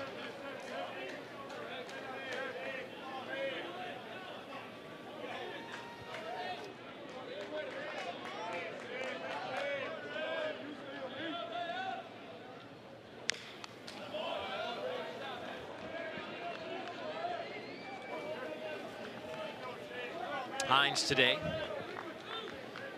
Ground out. Get into a fielder's choice. Came in to score a run.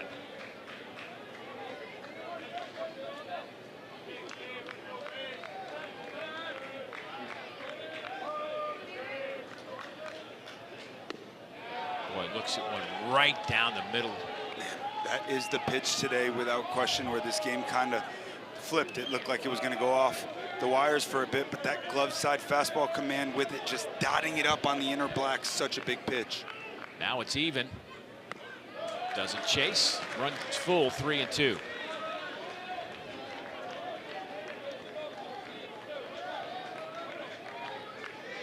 "83 pitches for Evan Chafee. Young man out of Hamburg, New York. That's hit a mile in the air toward the line. Is he going to stay in play for Fitzsimmons? Yes. He will make a catch in foul territory, and that'll be 2 down. Well, 5 teams are heading to Omaha. And how about this list? If you had this on your preseason bracket, that these 5 would be there, a couple of those you might say yes. But Troy making their first ever. It was just an electric environment down in Troy this past week in West Virginia. What can you say about those baseball fans? Oof. Yeah, I seen a video of them singing. Yeah, crazy. Yesterday after that game, that was crazy. Brendan Holt fly ball out to left. Boy, for a moment there, it looked like that might have had a little bit of run to get over, but not enough. That'll do it for the Tide. They lead by 2.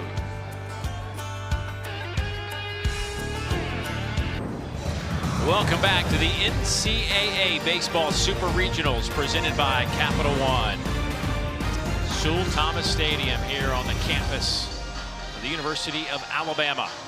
St. John's hoping they can keep the trend going. You see what they did in Tallahassee last weekend. They did not back down, came back to win after trailing in each of their victories. Yeah, and trailing in the middle parts of the game as well. 2 times headed into the 5th inning, they were losing. In that NIU game, ultra impressive. They're down 5-0 and go ahead and flip the script, win 21-8. They're used to playing behind.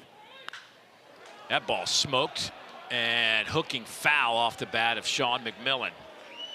Yeah, they came back in their Big East tournament too to win that all 3 times. All 3 times. All 6 of their wins.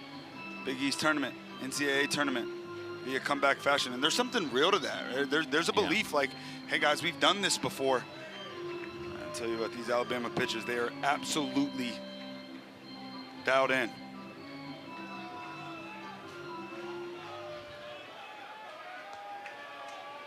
Oh, 0-1 on McMillan. St. John's first baseman. He's 0 for 2 with a strikeout and a ground out.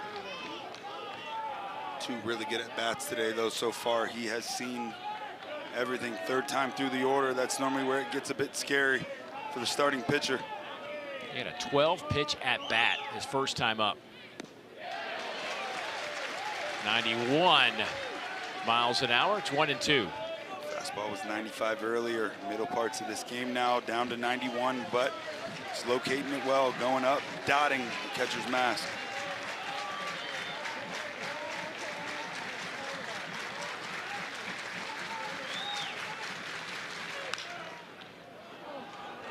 LeBron flicks it across the diamond. He has been steady. Boy, the middle part of the season, LeBron was shaky. It was error after error, but he has been on lockdown the last month. Yeah, man, trust your decision, first step. That's what it's all about. Best shortstops, they play downhill. He can flat out do everything, man. He makes it look easy. Talked about the errors. Sure, the middle part of the season, they started to jump up, but I think it's just all a decision thing and a work thing and a trusting your eyes. He's got great hands. It's a great first step. Well done.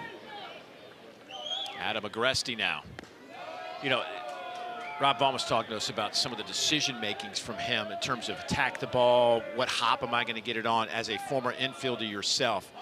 Is that just a feel thing, or do you work on that? It's a lot of diligent work in practice, and you know, I think that the biggest key for an infielder is to think go until the ball tells you no, right? And I think where infielders kind of run into trouble is a ball's hit and they go, what do I do? And I think if your first step is to think always, I'm going, then your eyes will start to tell you, hey, go ahead and ease into this thing now. There's your hop. Right. Just like he did right there. That one's popped out of play. I will say this about LeBron, watching him over the last 3 years. When he's on, like defensively, he is such a joy to watch. He's got a cannon for an arm. Rocky. And you don't necessarily always see it, but when he needs it and you see it, you're like, dang. Yeah. And we haven't really seen him rear back and fire yet. Most of the plays, he just goes ahead and plays it on the run. Agresti trying to keep St. John's in this one, behind 1-2 with 1 out.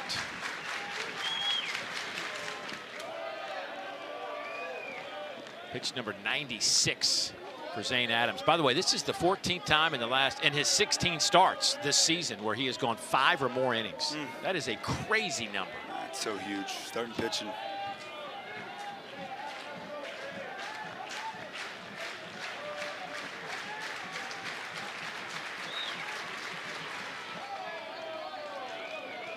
Agresti now runs it full 3-2.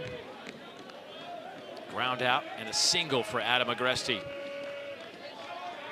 He has seen his average bump up to 294. See if he'll go ahead and rear back and fire here. You don't want to bring the tying run to home plate in the heart of the lineup. He challenged him with the heater. That ball smoked. Left center field. It is out of here. Adam Agresti with another postseason home run.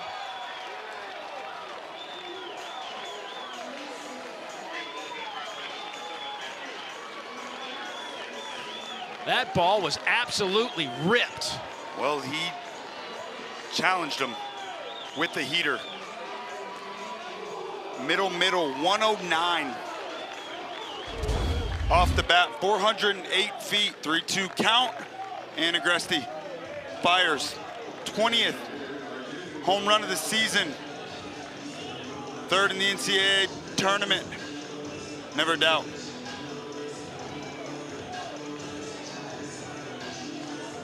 Well, that makes it a 3-2 ball game. He is now the second St. John's player to have a 20 home run season. The record is 24, set by Jeremy Baltz back in 2010. Here comes Jason Jackson out to the mound. 98 pitches for Zane Adams, who has been super sharp. Boy, did he serve one up to Agresti.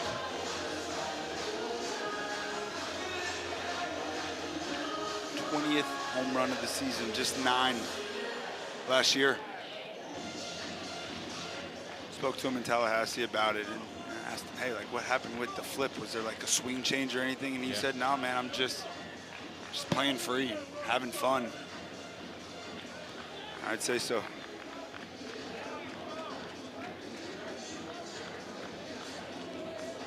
The line for Zane Adams: 6 strikeouts, no walks, 5 hits. He's up to 98 pitches. It is I'm talking, there are muggy days. This is a all-timer muggy. Not quite as hot since the sun's not out, but it is, you can see Zane, he is sweating a bunch out there. Up to 98 pitches. And that one misses to Will Cowan.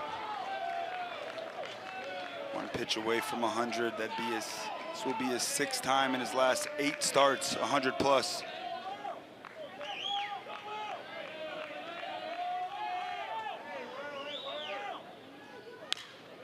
By the way, that was the first home run hit in this Super Regional. Crazy.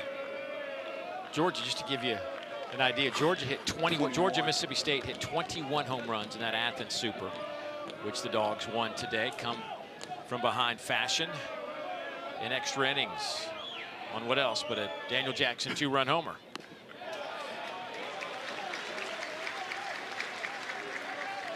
Imagine this would be the last inning for Zane Adams.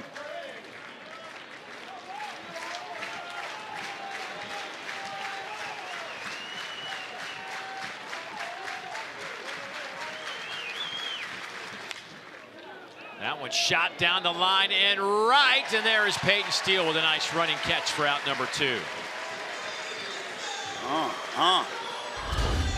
Great first step right there. Great defensive alignment.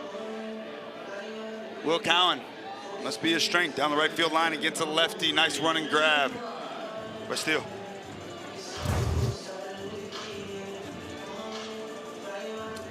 Hayden Fry now comes to the plate.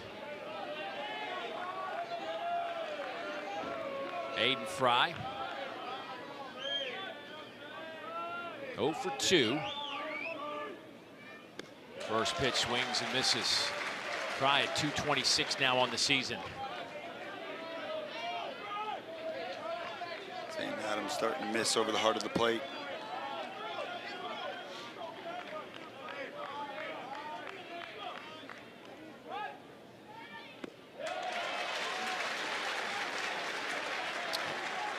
Still pumping 93. Yeah, rearing back and firing 93. It's been sitting at 91.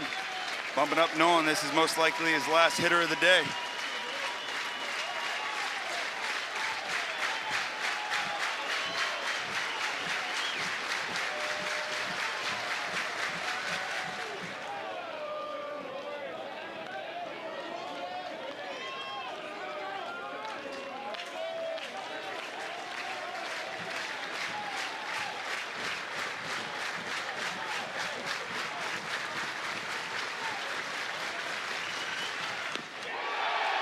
Got him at the knees. Inning is over. But St. John's with the home run from their leader, Adam Agresti.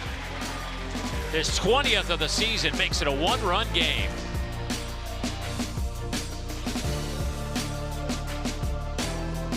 Well, in the third inning, Alabama got it cranked up. They put together 3 hits, scored a couple of runs, 2 doubles in that inning, and then Fitzsimmons part of a couple of hits for St. John's to answer back as they played a run. And then a moment ago, Adam Agresti provides St. John's second run of the game. We sit at 3-2 now in this game 2, the Tuscaloosa Super Regional. St. John's just 1 for 9 at the top of that lineup, but Agresti trying to do his part to keep him in it. This one going to come down to the wire. Alabama wins, they're going to Omaha. St. John's wins, we're playing tomorrow. The big key is going to be runners in scoring position as well in this ball game. St. John's 0 for 4. Bama 1 for 8. Difference in this ball game so far.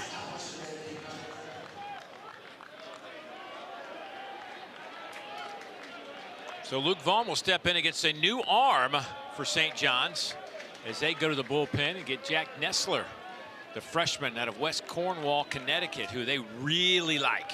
Just a freshman with the live fastball, sits in the low 90s. Slider, curveball, change up to lefties, and he does like to live up in the zone. It's high spin.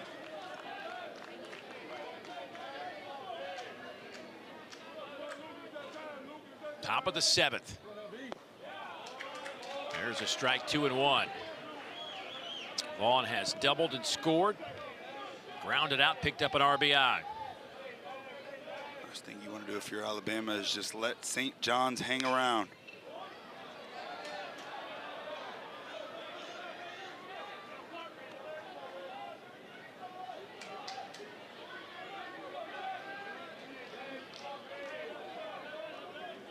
There's a little souvenir, kept us a little icy, intact.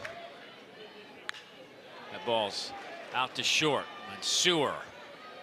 Nice play by the Johnny shortstop. Well, how about the job Evan Chafee did today for this team? I mean, I seriously, you wonder about guys coming back in this type of situation and what it does for them mentally. Are they too wound up for this? But Chafee was just fantastic today.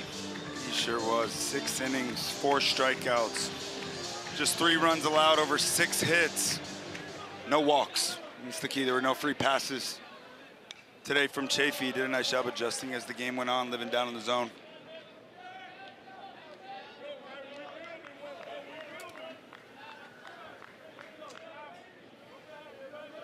Here's Peyton Steele. Made a nice running catch last half inning. A couple of homers on the year for Peyton.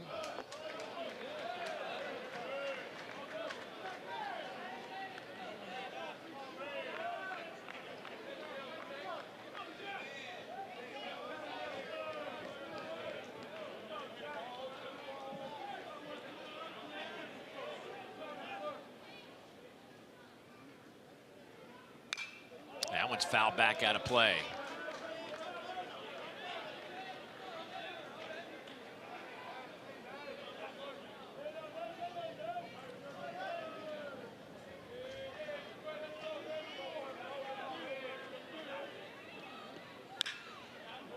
Another foul ball.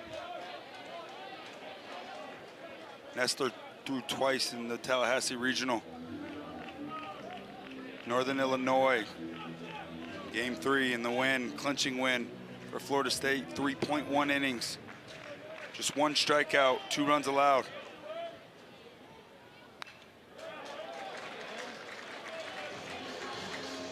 He's been much more than a 3-out type of guy. He's gone 4 2/3.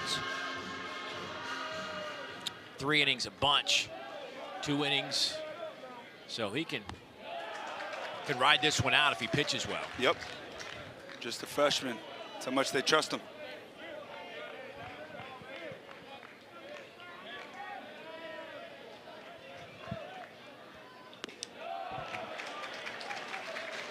Now it's full 3-2. Top of the lineup next in line for Alabama with Fowler and LeBron.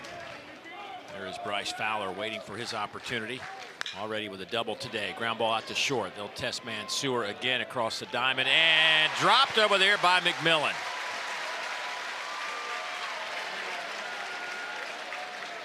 They're going to score that a base hit. That's a great play out at shortstop by Mansour, and that's a ball over at first base. That McMillan will even tell you this one he's got to catch there. Glove just sits a bit dead, doesn't push through it. Infield single for Steele. Second hit of the day.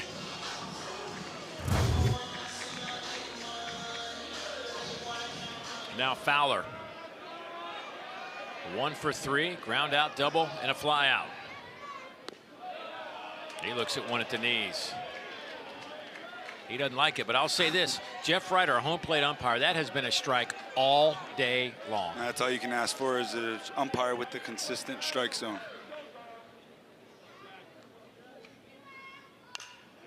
That one a little elevated, fouled back, 0-2.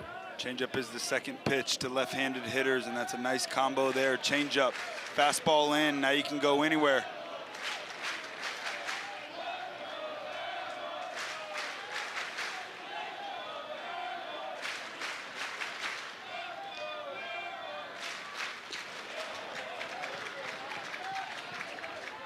Something interesting to see is after a guy goes change up to a left-handed hitter, a right-handed pitcher, very scary to go breaking ball after that. Same speed runs into the barrel, especially to a lefty. Fastball or change up here normally.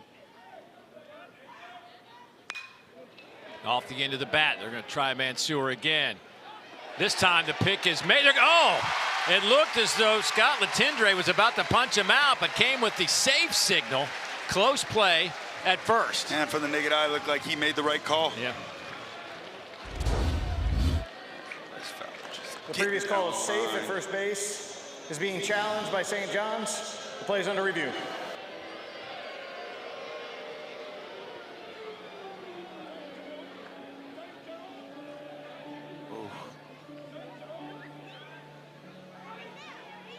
Oh man, is that close? The angle that we saw before this one looked like might have just got him.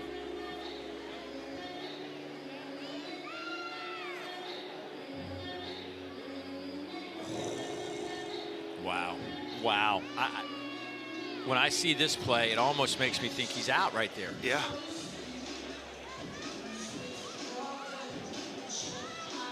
Nice pick, though. After dropping that last one, McMillan with a nice pick. That's the difference there, right? The play before on the pick, his glove just kind of sat there, and on that one, he just gave it a little bit of a nudge, and well done. Call in the field here. Yeah, I think that's important. It's got to be indisputable video evidence to overturn the call in the field, which was safe. So that is definitely worth a review. Yes, yes.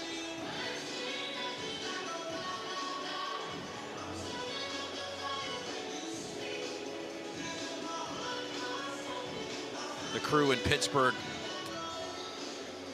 monitoring this one closely in a 3-2 ball game. Plays like this certainly are magnified. There it is, the replay operations center in Pittsburgh. I tell you, again, the call in the field was safe. Kind of lean that way. I'm with you.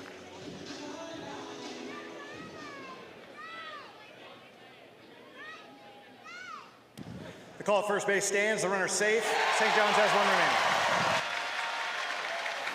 Base knock, Bryce Fowler hustling down the line, and now Alabama has him first and second.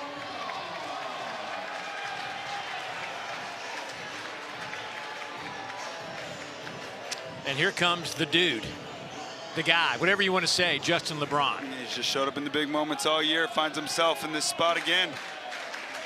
2 strikeouts today, however. Looking for his first hit after a 3-for-4 night last night at the plate with a couple of RBIs. He has seen a heavy dose of fastballs today so far.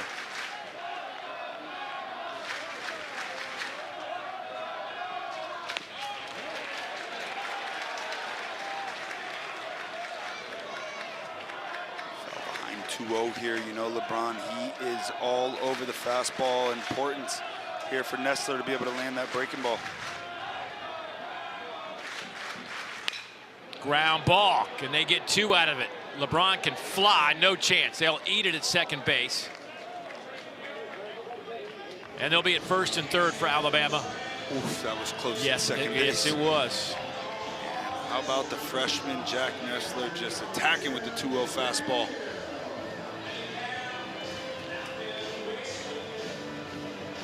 Boy, Justin LeBron is not happy. Not happy. He knew batting gloves. It's just, It's the batting gloves' fault.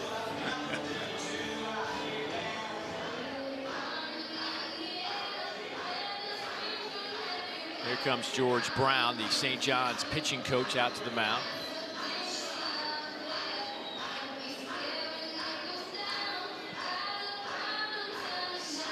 I think this message here has a lot to do with LeBron over at first base. This could be a first and third. Make sure everybody's on the same page. You got 2 outs. You got a guy at first base with 40 stolen bags. And also the game plan, when LeBron does steal, you're just going to go ahead and walk Brady Neal and go ahead and attack the righty. And Jason Torres on deck. So how much do you worry about Neal at first base right here with a freshman on the mound? Yeah, I would not even think about Justin LeBron. He's 40 of 41. You can do whatever you want. Gresty's great behind the plate with that kind of speed. You don't want to go ahead and slide step to try to cut down something. You want him to be in his flow, make his pitch. And I think that if he takes off, it's going to be no throw to second base. Brady Neal, team's leading hitter, looks at ball 1. You know, one of the lost arts in today's game is the pitch out. You never see it anymore. Right, never.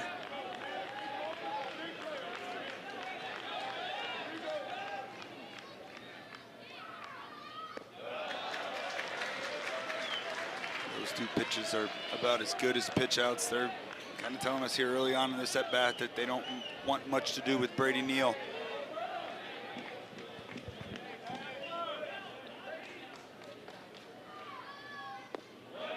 There's a strike, 2-1. Well located.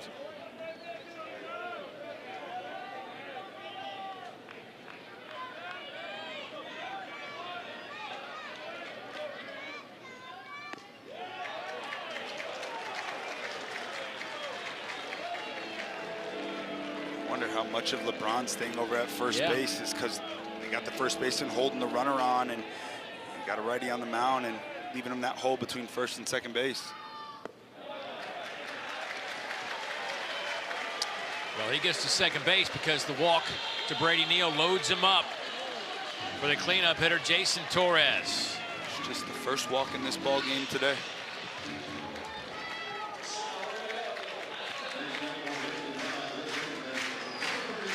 A huge at-bat in this game right now.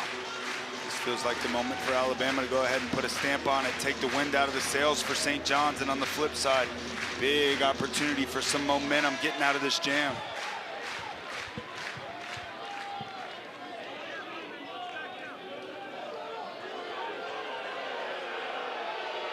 I think our discussion here, Jack Nessler says he's not ready to hit. Yeah. He's like, that's happened twice, I think is what I...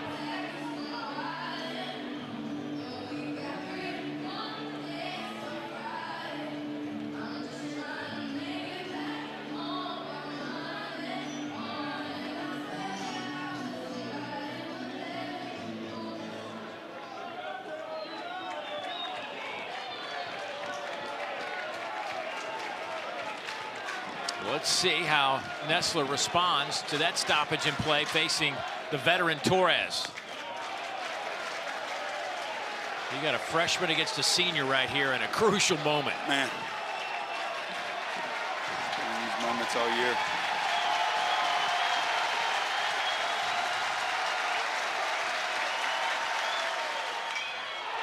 That ball's hit a mile in the air to right. The Rangers have a souvenir, and Alabama has a grand slam.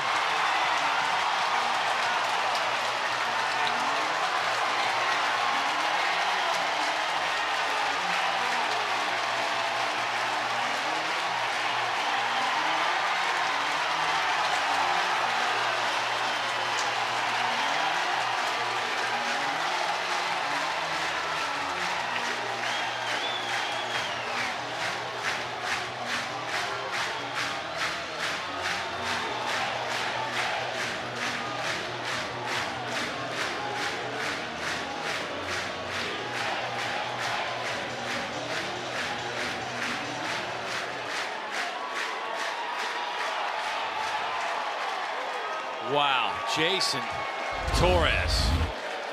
Blast. Up in the zone. Work to get above it. He does. 4th grand slam of the year for Alabama. None bigger all year than that one. What do you think, too? To get a ball out to right field today, it's got to be really hit.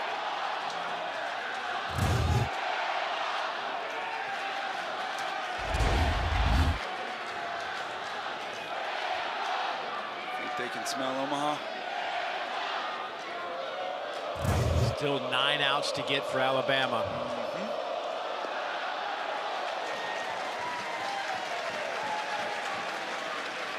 Think back to the beginning of this inning too. How big was that play, that infield single by Peyton Steele to really start this whole thing up? Then the infield single by Bryce Fowler.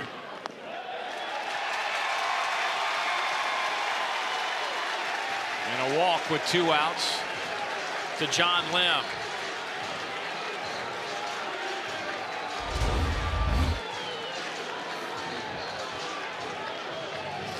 Oh my goodness. Alabama having some fun in the bullpen. Of course there's a football here. Oh, yeah. Of course. Why wouldn't there be? And the extra point, and the extra point as well.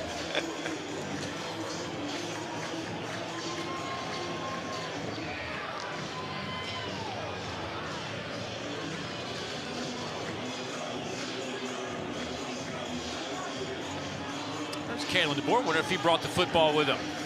Watching this one.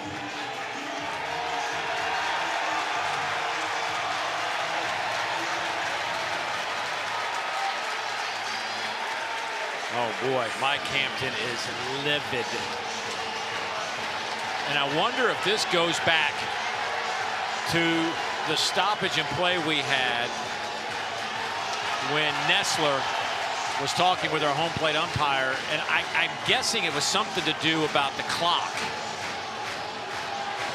And I think Mike Hampton took exception to the umpire ripping his player like that. Well, there is a pitching change. We will update it. Electric here at Sewell Thomas. Well, the sophomore, Victor Frederick out of Northport, New York, enters this fray. Big boy, 6'5". He has been a workhorse, 23rd appearance of the year. 41 strikeouts in those 40 2/3, just 13 walks, and he enters this one with 2 outs and a runner on. Man, don't look at those numbers. He's been fantastic in the NCAA tournament. He's the guy that came in that ball game, sealed the deal down in Tallahassee against the Noles. It's a fastball, big time spin, lower arm slot, hides it well against righties. It's got some jump on it, 90, 93. A lot of swing and miss up there, sweeping slider, change up to lefties. Now Rob Vaughn being asked to come out of the dugout.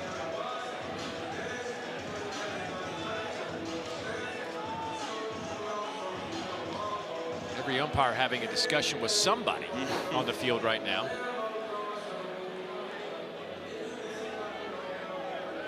Was there some sort of celebration that got out of hand? That maybe I really, it's been, we've had a lot of discussions here. We saw Mike Hampton before we went to commercial break. He was livid about something.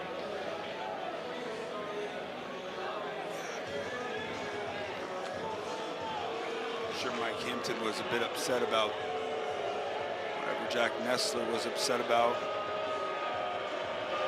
And I see Rob Vaughn walking up and down the rail of his team right now, and he's doing that. Let's calm that down. Let's be doing those hand things that you would assume is something like, guys, we need to chill in the dugout.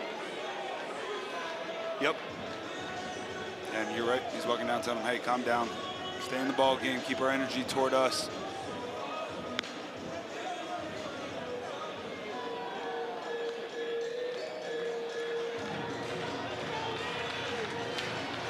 All right, we're going to talk to.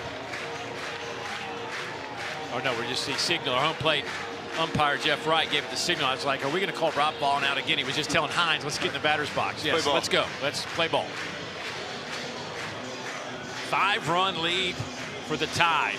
Eric Hines 0 for 3 today. His average down to 289 for the moment. 2 outs in the inning. John Lim over at first base. First pitch he sees from Victor Frederick. Fouled back out of play.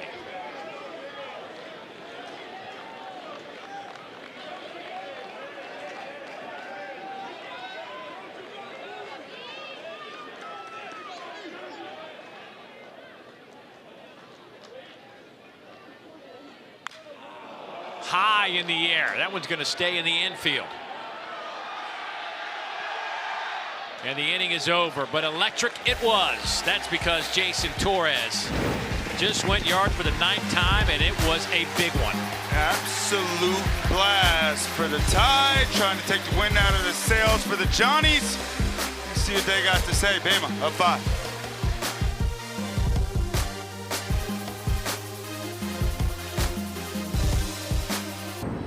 Zane Adams back on the mound.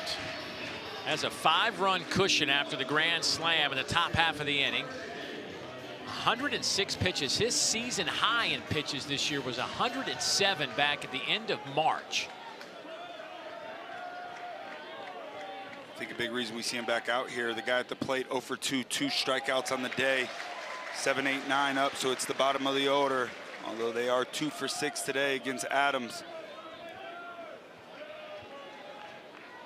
Adams has gone over 100 pitches 8 times this season. 0-2 on Christian Bernardini. He's still spotting up. Bama, they will keep their guys in the back end of that bullpen. Down there, they'll keep them hot. Any trouble, they're going to get them right away. Pulled the string, got the strikeout.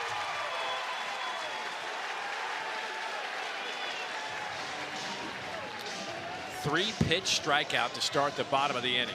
We were shocked to see him back out there to start this Yeah. inning, but this without question proves right move. Still locked in. The reason I think I was a little surprised is because the Heiberger, Matthew Heiberger and Hagen Banks combination has been really good for them. Heiberger can eat up and get you 9 outs if you need it. And there he is. And Banks is a guy that's clearly a 3-out guy and really effective in that role this year, if you need to go that route. That one is lined out into left center field. Rob Mansour with a base knock. The 8-hole hitter with 2 base hits today, a 2 for 3 afternoon. Both of them on changeup, short, simple swing back through the middle of the field.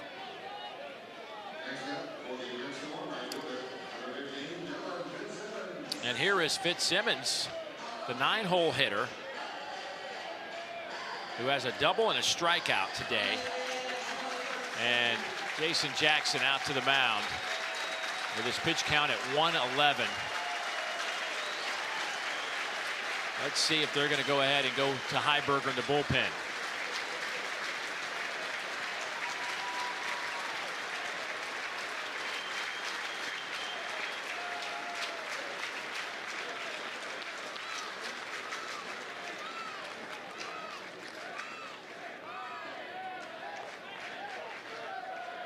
Zane might be fighting for this right here.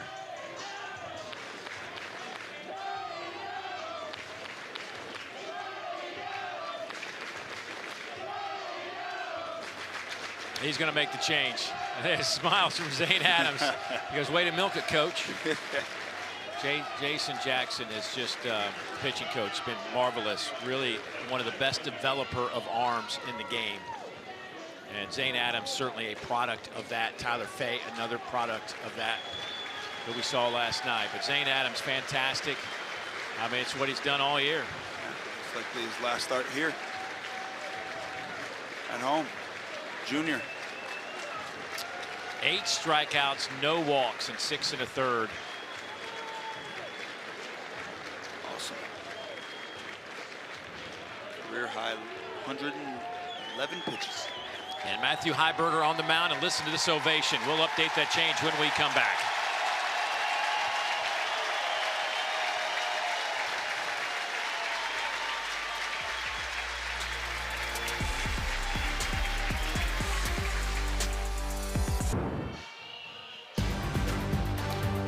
The NCAA Baseball Super Regionals are presented by Capital One. What's in your wallet?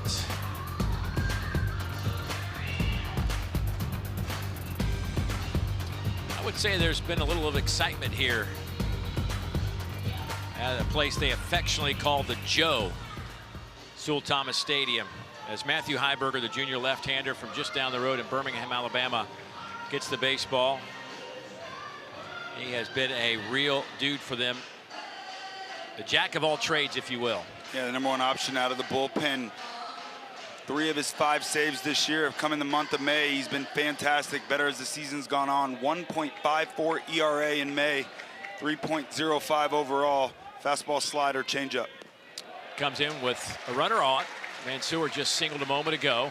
And 1 out here in the bottom of the 7th, and he gets Dylan Fitzsimmons, the uber-talented freshman for St. John's. If you're St. John's here, you just want base runners.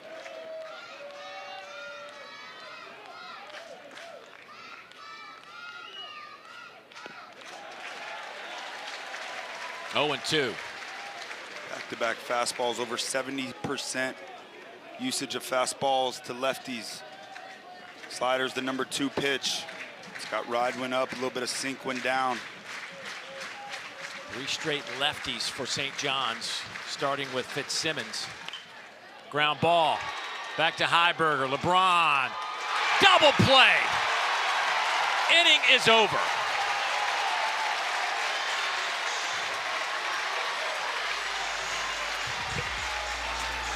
Everything is going right in Tuscaloosa for the Tide.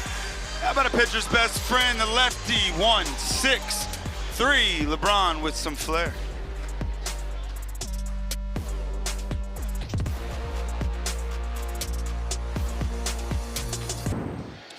Alabama with a 5-run lead. If they win this game today, they would be making their first trip to Omaha since way back in 1999, the first year of this super regional format, to give you an idea how long ago that was. Meanwhile, St. John's hasn't been to the College World Series since 1980. They will try to force a Game 3, which would give them the opportunity to do just that. So a lot at stake for both these teams, obviously, here in the postseason, but Alabama has been up to the challenge when they needed a big play. They've gotten it. They have. They've been great. All throughout this postseason, the starting pitching, without question, has been the biggest key. And then it's been timely hitting from then on. Big blast with 2 outs. That was their key in the regionals. They showed it off today with the big grand slam, just taking the win and the energy and momentum out of that St. John's dugout. Brennan Holt to lead things off. 7, 8, 9 for Alabama. Boy, what a job by Heiberger to get the ground ball double play. Oof. To get out of that inning. Yep. 6 outs left offensively.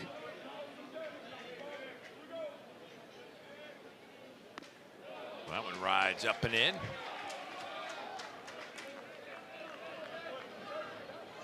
Victor Frederick 2-2 on the year.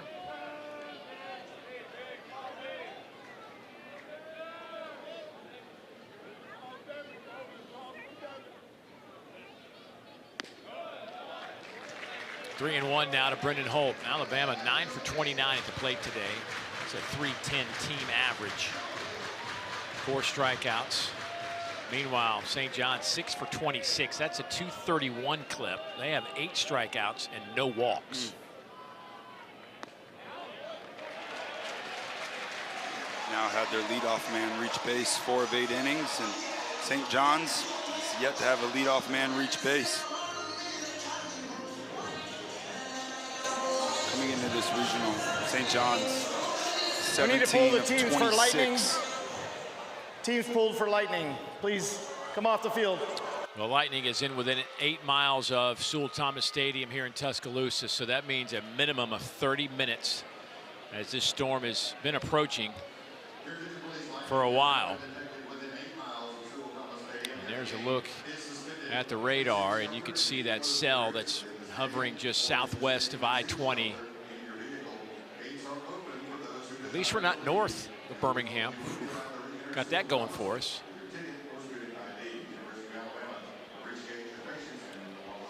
Well, that'll give us an opportunity to Step aside for a moment. We'll go to commercial break. When we come back, listen, you win. You win at home because if it's not baseball, you get Matt Schick and Mike Rooney. They'll be with you when we come back.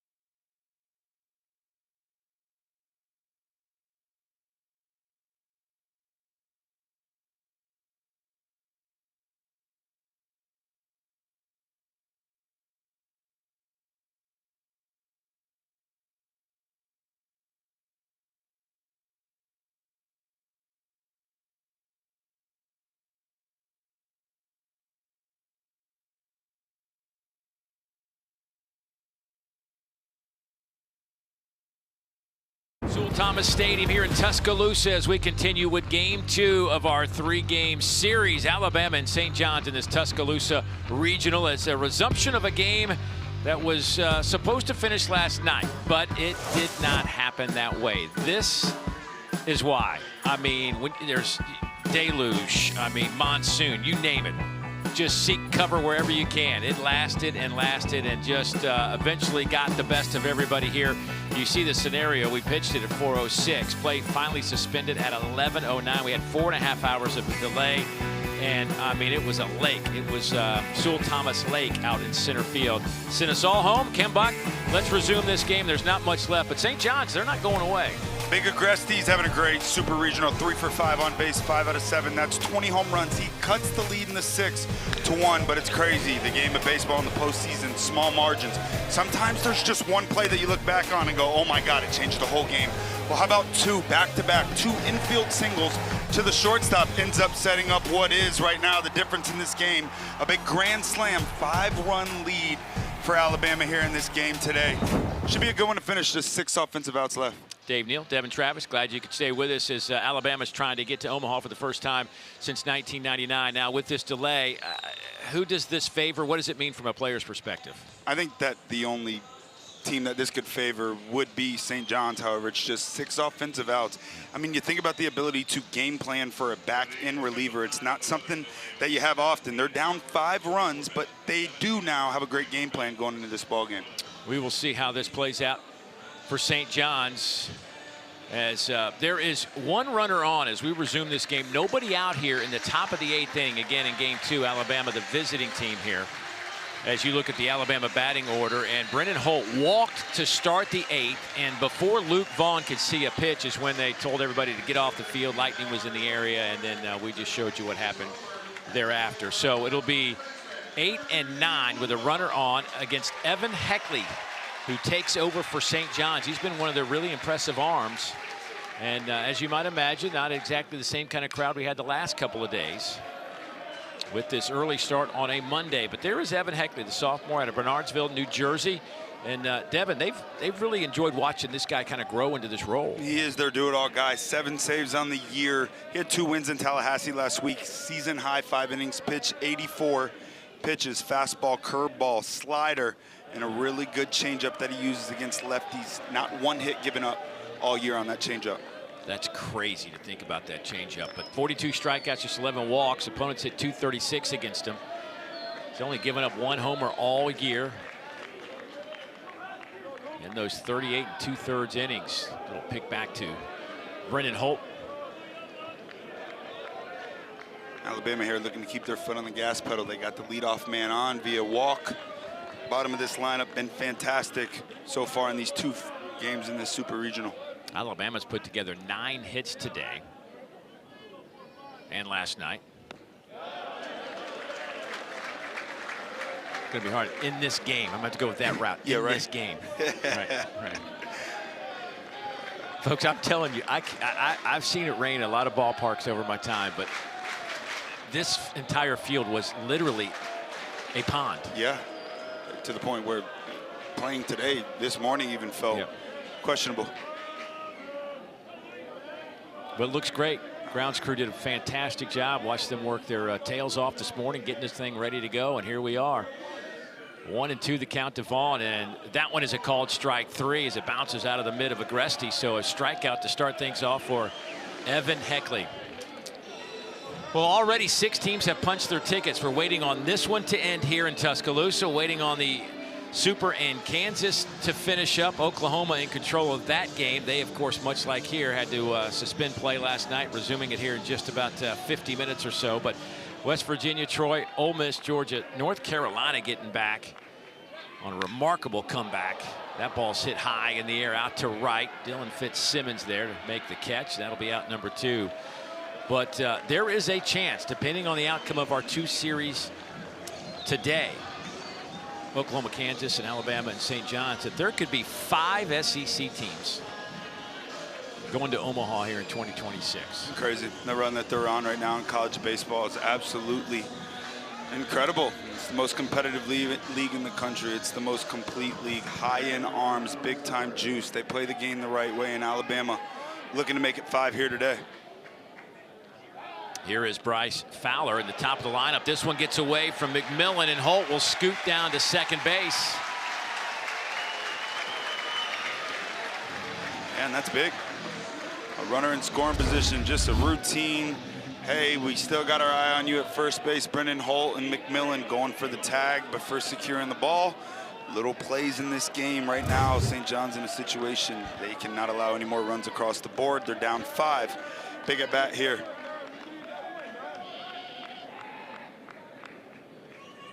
Fowler in the leadoff spot. This one gets in front of Agreste, and that'll get Brennan Holt over to third base now.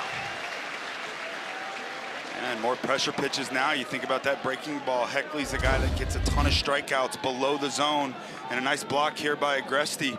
But once again, Britton Holt playing the game correctly. Now you think about a lefty at the dish, a breaking ball down below the zone, squibbles away too far, can end up being danger. Oftentimes, pitchers leave it up in this position.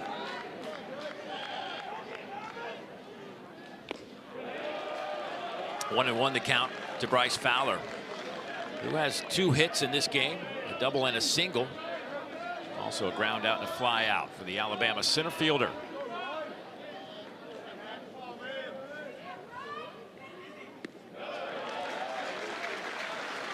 Alabama came into the weekend with a .257 team batting average. That was 15th in the SEC and 258th in the country. But yet they find a way to string them together when they need them. Oh, there's nothing better. A team that's rolling in the postseason, throw out the regular season stats. They got it going right now.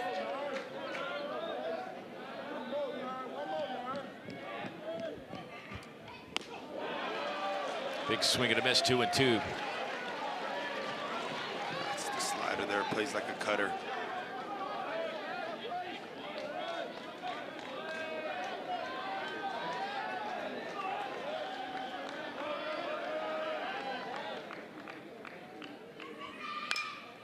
Foul back out of play. Started this series late Saturday night. Had a huge record crowd on hand. Had some weather issues yesterday, pushed the start time back. Had a good crowd yesterday, not as good as it was on Saturday night.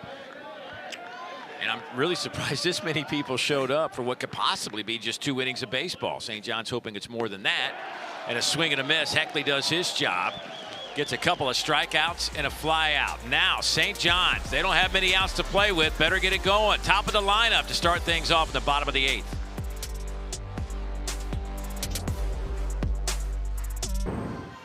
Well, St. John's starts this 8th inning with the top of their lineup. You see LeGrande, 1 hit, and that is a significant hit when you look at the top 3 in this lineup. Matter of fact, the back end has produced 3 of their 6 hits today with Mansour and Fitzsimmons.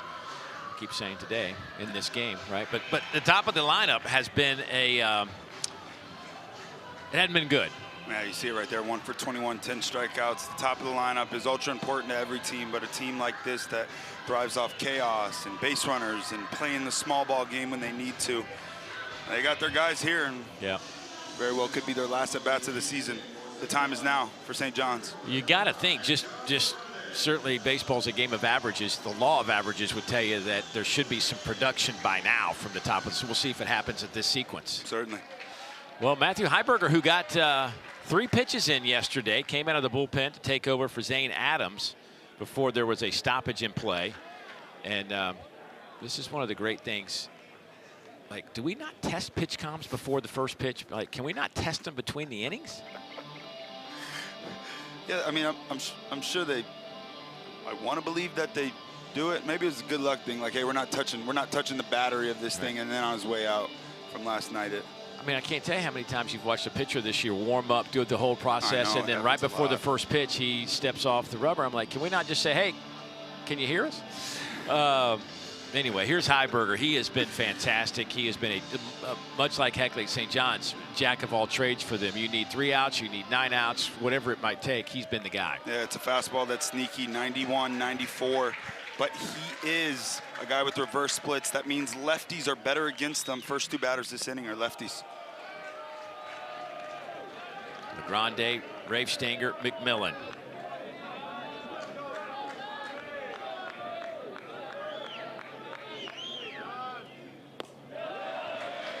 That's in there for a strike. Home plate umpire Jeff Wright back behind the plate.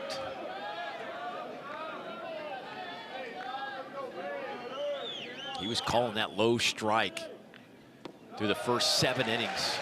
Just like that one right there. He has been consistent all last night into today. See right there, bottom of the zone.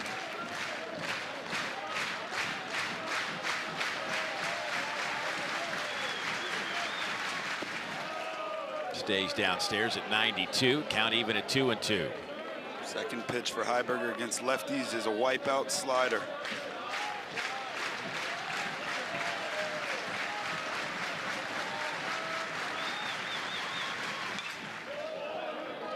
LeGrande came into the weekend hitting .329. His average down to .324. We just haven't really seen him get cranked up and see what he offers. This Alabama pitching staff has been elite. There's a little chopper. Holt charges. Going to have to hurry and makes a nice play.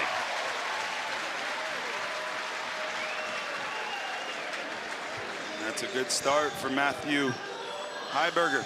Fastballs, you're up 5. No need to go to the slider there. You got a speedy guy at home plate. Go ahead and trust your stuff. Be a ground ball guy. Good start to the inning. Now down to 5 outs. Offensively, once again for St. John's, the importance of base runners here. Any way you can, got to find a way on base. Jader Rafstanger, first pitch fouled back. He is struck out, grounded out, hit into a fielder's choice. Team's leading hitter. But his average has dropped 5 points this weekend. He can flat out swing it. The most clutch hitter for this team all year long. Game-winning hit in Game 1 in the Tallahassee Regional. At the knees, in there for a strike. Exactly what you want. You're up 5, you're attacking, you're working ahead, you trust your stuff. No need to waste a pitch here. Right at him.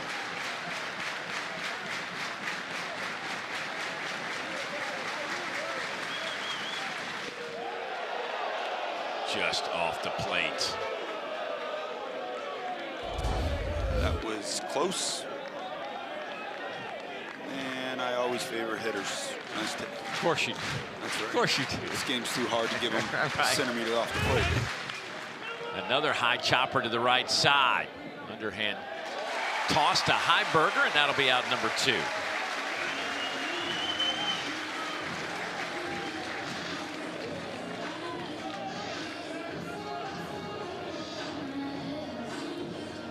This St. John's team led the Big East in batting average as a group at .281 this year. It is top third of NCAA baseball teams. And coming into this game with the lefty on the mound and Zane Adams, I thought this matchup, if there was one, could favor St. John's. Here is Sean McMillan with a base knock. First pitch he sees out to right field. So a 2-out base runner for the Johnnies. If there was one guy in the rotation that I felt like St. John's would have their best chance against, it was Zane Adams. It's a club that came into this game hitting .315 against left-handed pitching. That speaks to how well Zane Adams threw the ball last night. But extending the inning with 2 outs, and this is a big key here. You got a guy on base with Agresti. In Alabama, they give up a home run. You give a home run up to Agresti. It's a solo shot. It's a big key as well. And he won't even have the opportunity to swing the bat.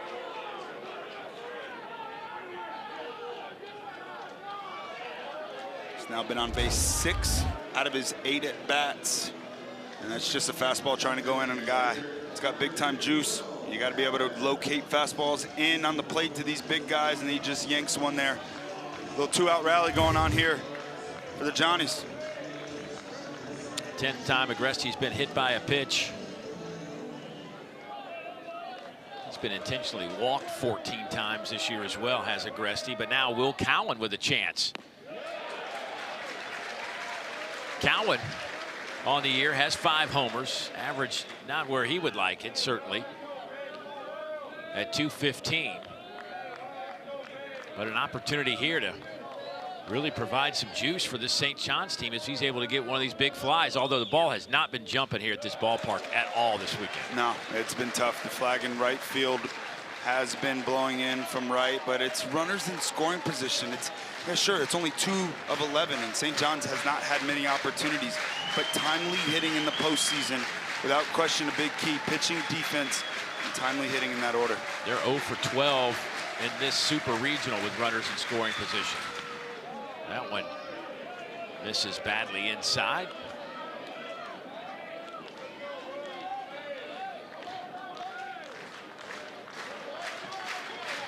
St. John's, their last 6 victories have all been from the come from behind variety. Is there another one left in the tank?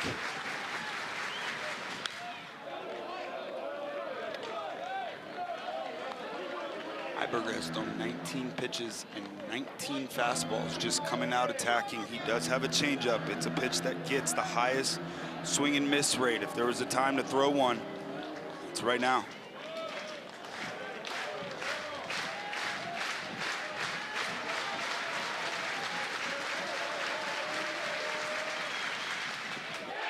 There it is. And he did go. Inning is over. Yeah, Matthew, 19 fastballs, and you're just setting them up for that nasty changeup. Use it, buddy.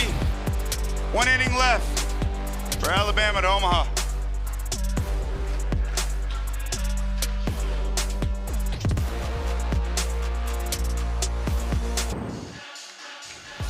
Let's take a look at our Capital One rewarding performance. Easy to pick this one out, Deb. Jason Torres spends 2 years down at Miami, transfers over to the SEC. He's had a lot of big hits throughout his career, none bigger than this big grand slam, blowing this game open, 5-run lead. That's where the game stands right now, all because of that one big blow. 2 out hitting in baseball games, and that's big time. Alabama, they've been fantastic throughout this postseason. The 9th inning starts with Justin LeBron at the plate. Justin, who is up until this game had been kind of having one of those special postseason runs, but so far looking for his first hit here in game 2 of this Super. Average at 277 for a guy that hit well over 300 his first 2 years with the Crimson Tide. But it's trending in the right direction. And at the right time, too. And the Stars, you have to show up in those big moments. That's where they're judged by. And you get to the postseason, you can't be a star and just fade off. It's a big reason this team's playing their best baseball, best time of the year. 2-1 the count to LeBron. Justin on the year with those 16 home runs, 40 stolen bases.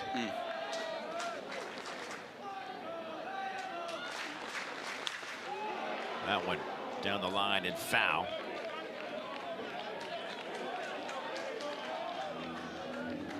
LeBron has started every single game of his career. Availability. Most important trait you can have in a player. Shows up every day. That's right. Grabs a bat and a glove and said, let's go. That one is fouled, and that should be into the seats. Nice catch. Yeah, that'll make your Monday morning, won't it? That's awesome. Oh, man. That's what it's about. That's why you bring the glove. Yeah.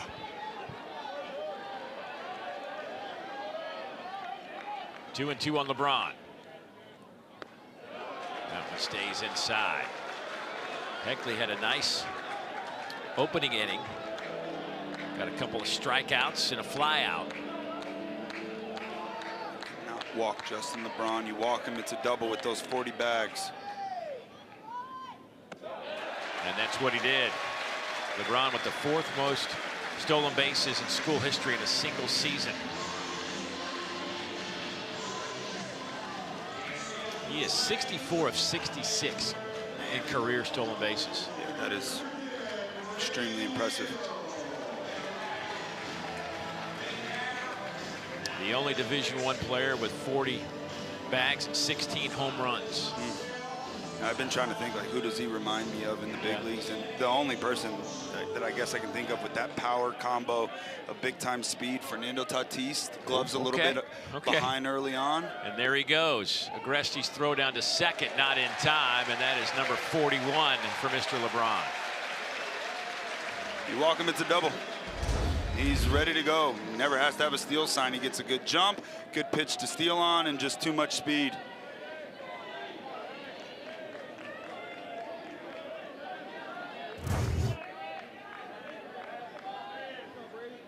Brady Neal leads this team with a .330 batting average. He's produced some electric moments, none bigger than the 3-run home run in the regional to propel the Tide into this Super. Wow, what a great story. Having a fantastic year, bounce back year. 219 last year. Man, and now he's at 330. And smiles every time we're looking at him. That's right. This feels like a moment. It's the last round of a boxing match, and that extra run out there just feels like plate that run. It's a knockout blow.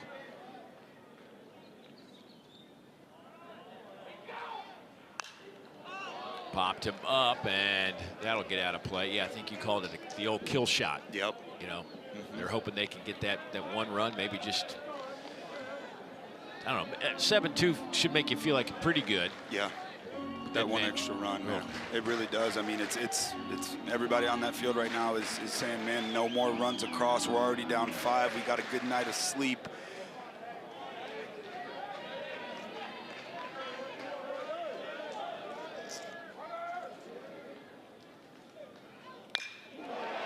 This one slapped out to left. Bernardini makes a catch up against the wall. LeBron will go back to second. That was 100. Base running mistake right there.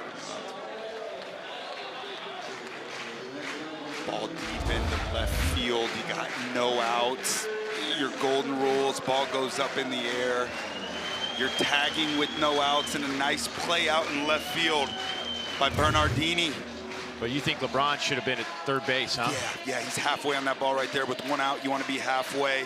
But with no outs, that ball goes up in the air. Immediately, you run back to second base to tag. If the ball gets down, no problem. If you can't score, you got a guy on second and third with no outs still. See if Jason Torres can pick up his club right here.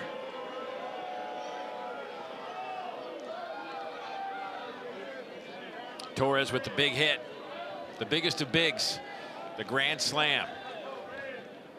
Hit it into the right field Ragers is what they're call themselves. They're back.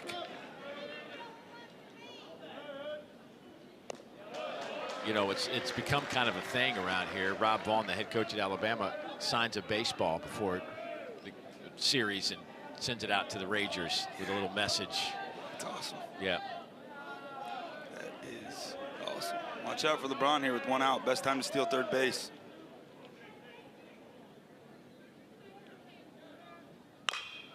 That ball's hit hard, but it's going to be caught and left, and LeBron scoots back to second again. Boy, big swing from Torres, and he just missed it. Just enough cut on that baseball to get off the end of the at-bat. The bat. And that's the importance, right? With no outs there, LeBron tags, gets the third. Ball in the outfield, scores a run there. St. John's looking for any bit of momentum to be able to grab. Big opportunity here to get out of this thing after a leadoff walk and a guy on second base with no outs. Here's John Lim, he of the broken finger. Lim, a ground out, hit by pitch, and a strikeout today, or in this game. His first at-bat today for the young man who's been splitting duties behind the plate with Brady Neal this year out of Australia. Boy, hit a monstrous home run up against the batting eye to win in a walk-off against Vanderbilt late in the regular season. He is in the driver's seat here in a 2-0 count. An open base righty on deck, and Eric Hines, the highly talented freshman.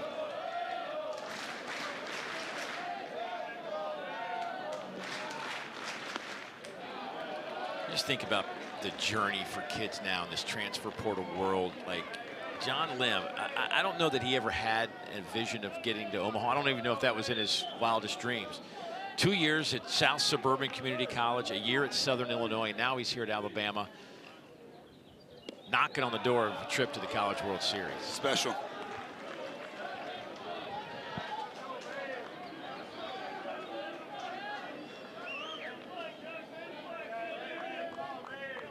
Playing with a broken finger. Yeah, you see it poking out of the batting glove. Got a special splint on that. LeBron scooting over to third base. He'll have to go back to second. Yeah, he broke that finger off a foul ball in the opening game in the regional, and they immediately realized it was broken. for a moment they thought he wasn't going to be able to play, but he's like, no, let me just try to swing a bat. He could swing a bat. They had to make a special splint, cut the glove out a little bit, and here he is in the DH role with that finger sticking out. Catchers are a different kind of yes. tough.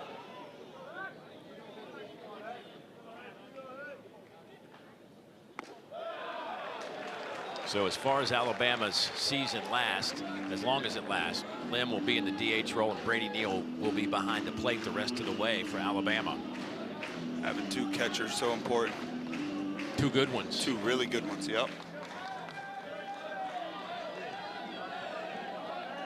3-2 on Lim.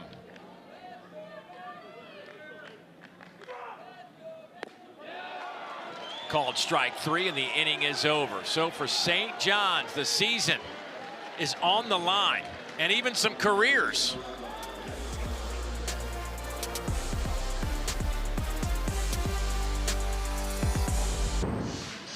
Well, here's a look at the left side of the bracket.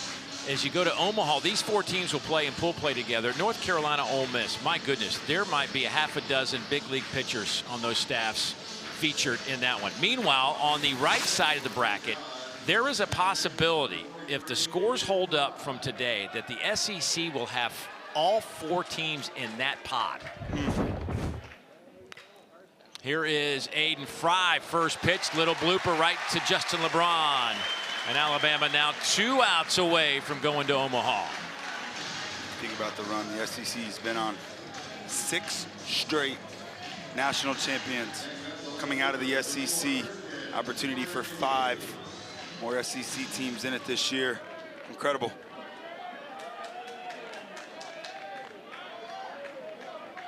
Christian Bernardini.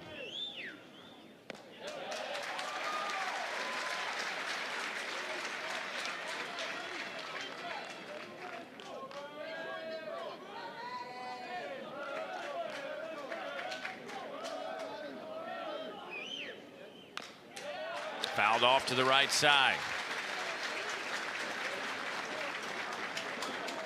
And the great thing about Omaha this year is it'll be a completely new set of 8 teams. We will have a new national champion. Love it.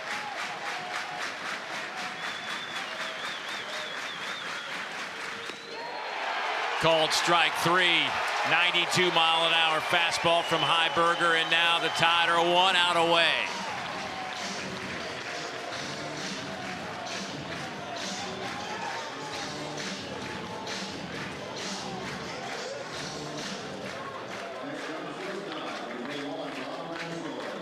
Rob Mansour, couple of hits in this one.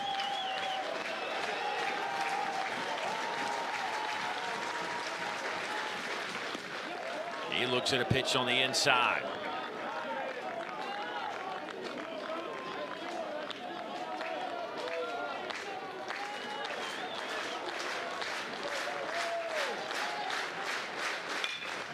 This one's out to right center. Fowler catches up to it, and Alabama has done it. Their first trip to Omaha since 1999. Celebrate, Alabama.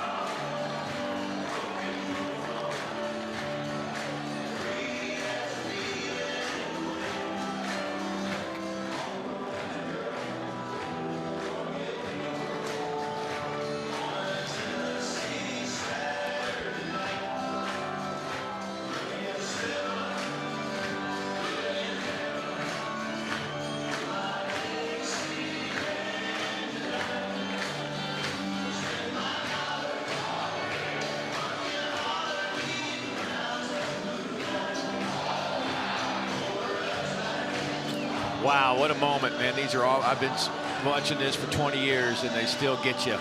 What a journey, what a ride. And for teams that haven't seen this, experienced this in a long time, man, you can just feel it just in the crowd. It's just, it's an awesome sight. It's what every young player on this field and so many sitting at home dream of, the opportunity to play in Omaha, Nebraska.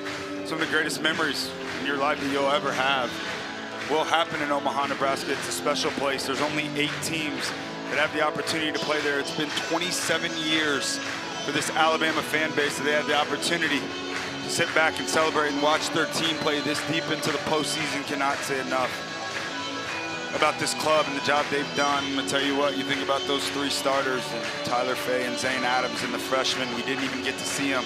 Miles Upchurch, this is a scary club. It's confident. They're playing their best baseball at the right time, and yeah, it's gonna be a fun watch in Omaha. I'm so excited. And on the flip side, for St. John's, what a year. 4 seed, rolling to Tallahassee, beat the Seminoles. They've only been home 1 day in the last 3 weeks, but these Tide, it's storming and they're too much for them. Congrats to Alabama. St. John's will finish the year at 36-26. They have the double dip Big East regular season and tournament titles, and of course winning that regional last week in Tallahassee, knocking off Florida State twice at Dick Howser Stadium. And it's just it's been a great season. This St. John's team, the last 3 years they have been in this tournament, and I think that program rich in baseball history. We will see them in this tournament many years to come. Yeah, only 1 senior in the starting lineup today for Coach Mike Hampton's group. He does such a great job with this group of guys, and they play hard. Agresti, we'll see if he ends up coming back. Senior John LeGrande, remember that name. We did not see the best of him this weekend. He is a guy with an extremely bright future. But this week, Alabama has now won 13 of their last 16 games, folks. They have not had the greatest statistical year in terms of defense and hitting, but they have, it's a baseball term, it's been timely, it has worked, and now they're starting to get some consistency in those 2 departments. We knew they could pitch it. yeah. Just pay attention to Alabama in Omaha. Watch out. No errors in this super regional. Really good sign. 8 in the regionals, 0 in the super regionals. Pitching, you win with pitching in college baseball. Defense was good. Timely hitting, showed up. Well, Justin LeBron, their star, holds up this super regional trophy in front of the faithful here at Sewell Thomas Stadium. Appropriate. Got a guy that's expected to go middle of the 1st round in the upcoming big league draft. Hey, he does have another year of eligibility left here. I'm just saying. NIL strong. I don't know if it's that strong. Yeah, exactly. Rob Vaughn, congratulations. What a journey for him. He left Maryland after a 2022 season that was a record-setting season for the Terrapins, and he put that program together, came here, and came in really kind of an awkward situation after what was somewhat of a scandal with Brad Bohannon, who was the head coach, and took over a team that had gone to a regional and put his stamp on it. The former Kansas State catcher has brought a toughness to this program, and Alabama baseball is back. Yeah, it's a tough group, and you can just tell how much head coach Rob Vaughn loves his players, and the atmosphere and the energy within this group. You could feel it right away. And when you play for a coach that trusts his guys and coaches them hard in practice, but when the game starts, he goes out and says, hey man, you guys are prepared, go out, have fun, enjoy the game that you love so much. Really special things happen, and we got something brewing here in Tuscaloosa. And now the right side of that Omaha bracket will feature 3 SEC teams. If Oklahoma gets there, it will be a mini SEC tournament. It's the powerhouse in college baseball. They just keep on rolling.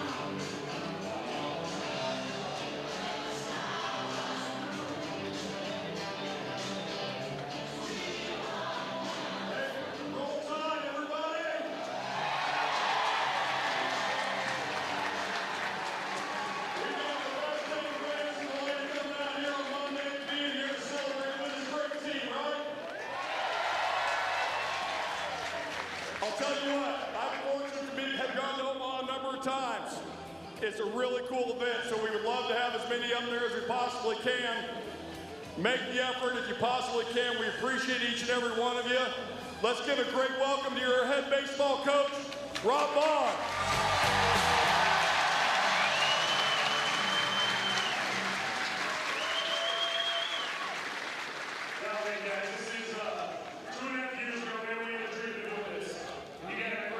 Kids, man, you got a group of fighters, a group that represents this school exactly how it should, man. And this is 27 years, man. There ain't a better group to go right here. So, man, proud of these guys. I want to say thank you to you guys. You guys showed up. We had guys sitting in the rain out there. The Rangers, absolutely awesome. Let's go. Absolutely awesome. Man, we can't do this without you guys. We're so grateful. Thank you for your support. This group's tough, man. It's what Alabama's all about. Proud of you guys, proud of our guys, and Roll Tide.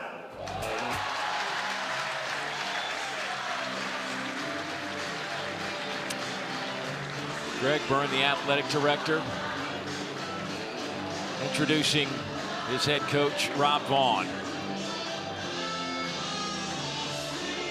What a moment.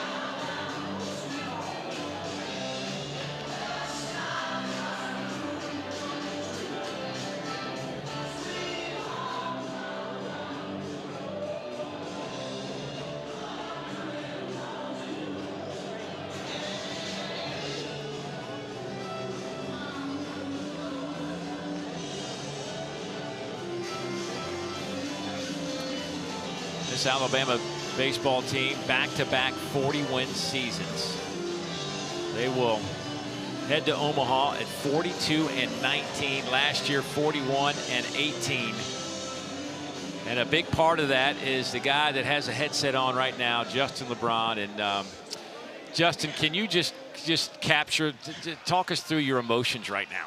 I mean, I'm feeling a little bit of everything, man. I mean, came here as a freshman to a program that was evolving and becoming something great. And I mean, the reason I stood here is for something like this. The fans, I mean, my coach was telling me you built this, but no, I didn't just do it by myself. I mean, my whole teammates, my coaching staff, the family, the fans, I mean, it just means everything to me, really. Jay, congratulations. All the pressures that come with everything that's been on you coming into this season, and in this one moment today after a little extra night of sleep, you now are one of the final 8 teams in Omaha, Nebraska. Just talk to me a little bit about what that means to you and your family after your entire road leading up to this point. I mean, it means everything. It means the world, really. Like I said, coming here, I mean, for my last year, really the goal was to get to Omaha and go ahead and win the dang thing. So, I mean, the fact that we're going there is a step closer. But, I mean, job's not done. But just shout out to the fans, the families, everyone who's came here and put it all together. I mean, Roll Tide. All right, listen, they're waiting on you for the picture, so get that headset off and get over there, buddy. I appreciate it. Roll Tide, guys. Congratulations, Jay. You got to let your guy in. That's cool. I mean, you had a chance to taste big league baseball.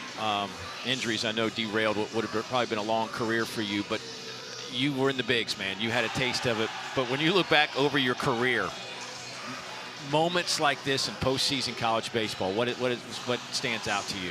Yeah, it's special. You know, I tell everybody, you know, obviously the goal is to play in the big leagues, but if I could play another baseball game in my life and I only had one, I would choose to play it in college. I mean, you think about the fans and you think about, you know, the memories that are created, the coverage that comes along with it. You know, you have an opportunity to play on national TV and be one of the last 8 teams. I met my wife in Omaha, Nebraska, and so many great memories there. And I'm just excited for all these kids. I mean, I get goosebumps just thinking about it. I know, I can see, like, watching you during this stuff. It just, I guess you're just thinking about those days. Yeah, it's special. Well, Alabama's had a special season, and anytime you counted them out, they would bounce back. They would have a tough weekend. The next weekend, they go sweep somebody. I mean, they had some really big sweeps throughout the season. They swept Auburn, swept Florida, had a no-hitter against Florida. I mean, there were some moments along the way where you just felt like this team was right on the edge. And when it needed to tick up as a group, they found a way to do just that. Yeah, and when you find out a lot about a team when they get kicked on their back, in my opinion. The difference between the good teams and the great teams is the good teams get up sometimes, but the great teams, they always get back up and respond, and this team's done it all year long.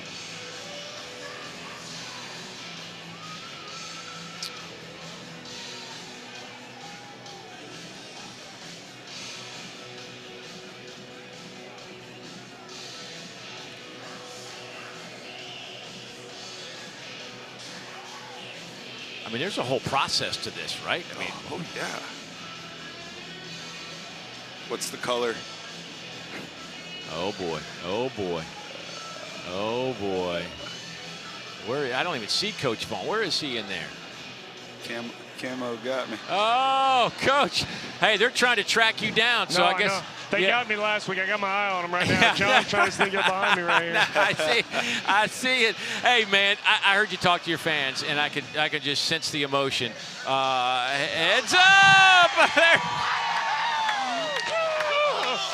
God, come on. I mean, hey. God bless. That's worth it. That's worth it. I mean, just listen, I know what this has been like. I've been around you a lot the last 2.5 years, and I know the energy and effort you put into this. Tell me about what this means to you and all the work that you put into it.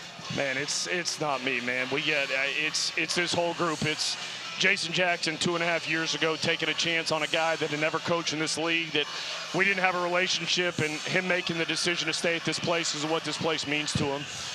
It's Mike Morrison trusted me and his family coming to Maryland years ago and following us down here. Anthony Papio, I've been with for 15 years. Coached him as a player. You talk about a winner, man. He's everything that it takes to be a winner. Garrett Wood, just the same thing, dude. Won a national championship. This whole staff, this whole administration, man, this is not me. This is a heck of a group effort here, and man, I can't tell you, it's a surreal feeling right now, man. It's a pretty special moment. Coach, congratulations. 27 years since you guys been to Omaha, and when I showed up here, the energy with this club and the positivity, the smiles, you can tell there's something extremely special about this group. For those that are sitting at home that maybe haven't watched Alabama play all year long, what about this group makes them so special? I think they represent this university is exactly what it means to be an alum of this place, man. I talked to some of those guys that have been here in the late 90s that went to Omaha. I talked to Brett Taft, who was on those teams, and, man, just talked about how tough they were. Nobody talked about we're the most talented team or we're this or that, and there's been great players come through here. It's the toughness. It's the way they go about it, and, man, this group's been hardened this year. This hasn't been easy. This hasn't been easy. I mean, we lose the first game of the year, you know, and we lose opening weekend. We get swept at Kentucky opening weekend of SEC play. And these kids hear it all the time, man. The mark of the man is when you stand up and respond. And we talked about it a long time ago, man, when we lost to Kentucky, turn around and lose to South Al. Man, we talked about just tribulations and everything, trials and struggles, just developing perseverance and molding you into what it could be, and really hardening this team for May, June. And that's what it's done, man. This is a tough group of kids. I love them. It's so cliche to say we get another week together, but golly, man, I love this group, and man, they've cemented their legacy here at the University of Alabama. I got to ask you about Justin LeBron, and I know he was a late addition to your first recruiting class here. What has he meant in his growth? He hasn't missed a start since he's been here. His value to you, not just on the field, but in the clubhouse, all of that goes into being who he is. You don't get here without people like him, and it starts with his family. You meet his mom and dad. I remember going and flying to Miami right after I did my press conference here when I got introduced, and meeting with him and his family. And it took about 30 seconds to realize what kind of head that kid had on his shoulders. And in the world we're in now, man, you see it all the time. And you see guys move on and do this, especially a kid of his caliber. And, man, there was never a doubt with him. And he just wanted to stay here. He wanted to win at Alabama. And guys like him, guys like Jason Torres, guys like Bryce Fowler, guys like Brady Neal, guys like Tyler Faye, Zane Adams, Matt Heiberger, Hagan Banks. I mean, I could go on and on. It's just a special group of kids, and, man, I love them a lot. All right, so right now on this side of the bracket, the right side we call it, there are 3 SEC teams in there. Oklahoma looks like they might get in there. Could be 4 teams on this side of the bracket. Old home week, SEC tournament feel. What do you make of all that? Yeah, man, I think it just goes to the strength of this league, and there's great teams all over the country. I know, man, we're in the SEC. We're supposed to pound our chest for the SEC. There's some dang good baseball teams all over the country. I think the gauntlet that is the SEC is what makes it what it is. 30 straight games against the best of the best, man. That'll prepare you for moments like this. And, you also had 2 other SEC teams that aren't playing still right now in Mississippi State and Auburn that are incredibly good. Could be one of the top 3 or 4 teams in the country. So just a very strong league. And, man, college baseball's in a heck of a place right now. It's a heck of a lot of fun. All right, listen, you're going to get ready for Omaha. Enjoy this show a little bit longer. I've enjoyed being around you all season again, and I would say congratulations. Well earned. Yeah, appreciate you guys. Roll Tide. Congrats, Coach. I know you feel just after he's that kind of guy where you just feel like you're ready to do something great after talking to him. Yeah, you root for guys like that. Well, here's a look at the bracket, the right side of the bracket, and waiting on the Oklahoma-Kansas, which will get underway here in a few moments. And if Oklahoma is able to continue down their path today to finish that one up, they will head and they will face Alabama in game number 1. Meanwhile, on the left side of the bracket, these 4 teams will battle it out to see who gets into the championship final. West Virginia and Troy will start things off Friday at 2, and then North Carolina and Ole Miss Friday night at 7 Eastern. That will be must-see television as well. Boy, this is shaping up to be very fun. You've got the underdogs. You've got some teams that certainly you recognize out there, and teams haven't been there in a long time, like Alabama. Georgia hadn't been there since 2008. That's going to be a fun College World Series this year. Don't forget, we've got that Oklahoma-Kansas game coming up in just a couple of minutes. Final thoughts? This was an incredible atmosphere. I've never been here to Tuscaloosa. The fans, they showed up. We had no idea what it was going to look like today. I thought it was going to be a quiet fan base, but no, they're here. 11 a.m. on a Monday. Alabama, Crimson Tide, they punched their ticket to Omaha. It's going to be a ton of fun to watch. I love the fact that there's 8 new teams in Omaha. We're going to have a new national champion this season. I'm so excited. All right. Can't wait for that to get underway. Still have one more super regional to get through before we can start talking about all those matchups in depth. But right now, Alabama continues to celebrate their 7-2 victory over St. John's, a really good St. John's baseball program under the direction of Mike Hampton. They'll finally get to go back home to Queens after what has been like basically a three-week road trip. Meanwhile, the celebration will be going on, I'm sure, the rest of this day and maybe into tomorrow for this Alabama baseball club. First time since 1999, they will make a return trip to the College World Series. A lot of fun. Thanks for all the help from the NCAA and our exceptional ESPN baseball crew, working long hours to bring the pictures and sound to you. We're just a small part of it. So for Devin Travis, the rest of our crew, I'm Dave Neal saying so long from Tuscaloosa, where the Crimson Tide win at 7-2. Time to get you to our studio. Matt Schick and my man, Coach Rooney.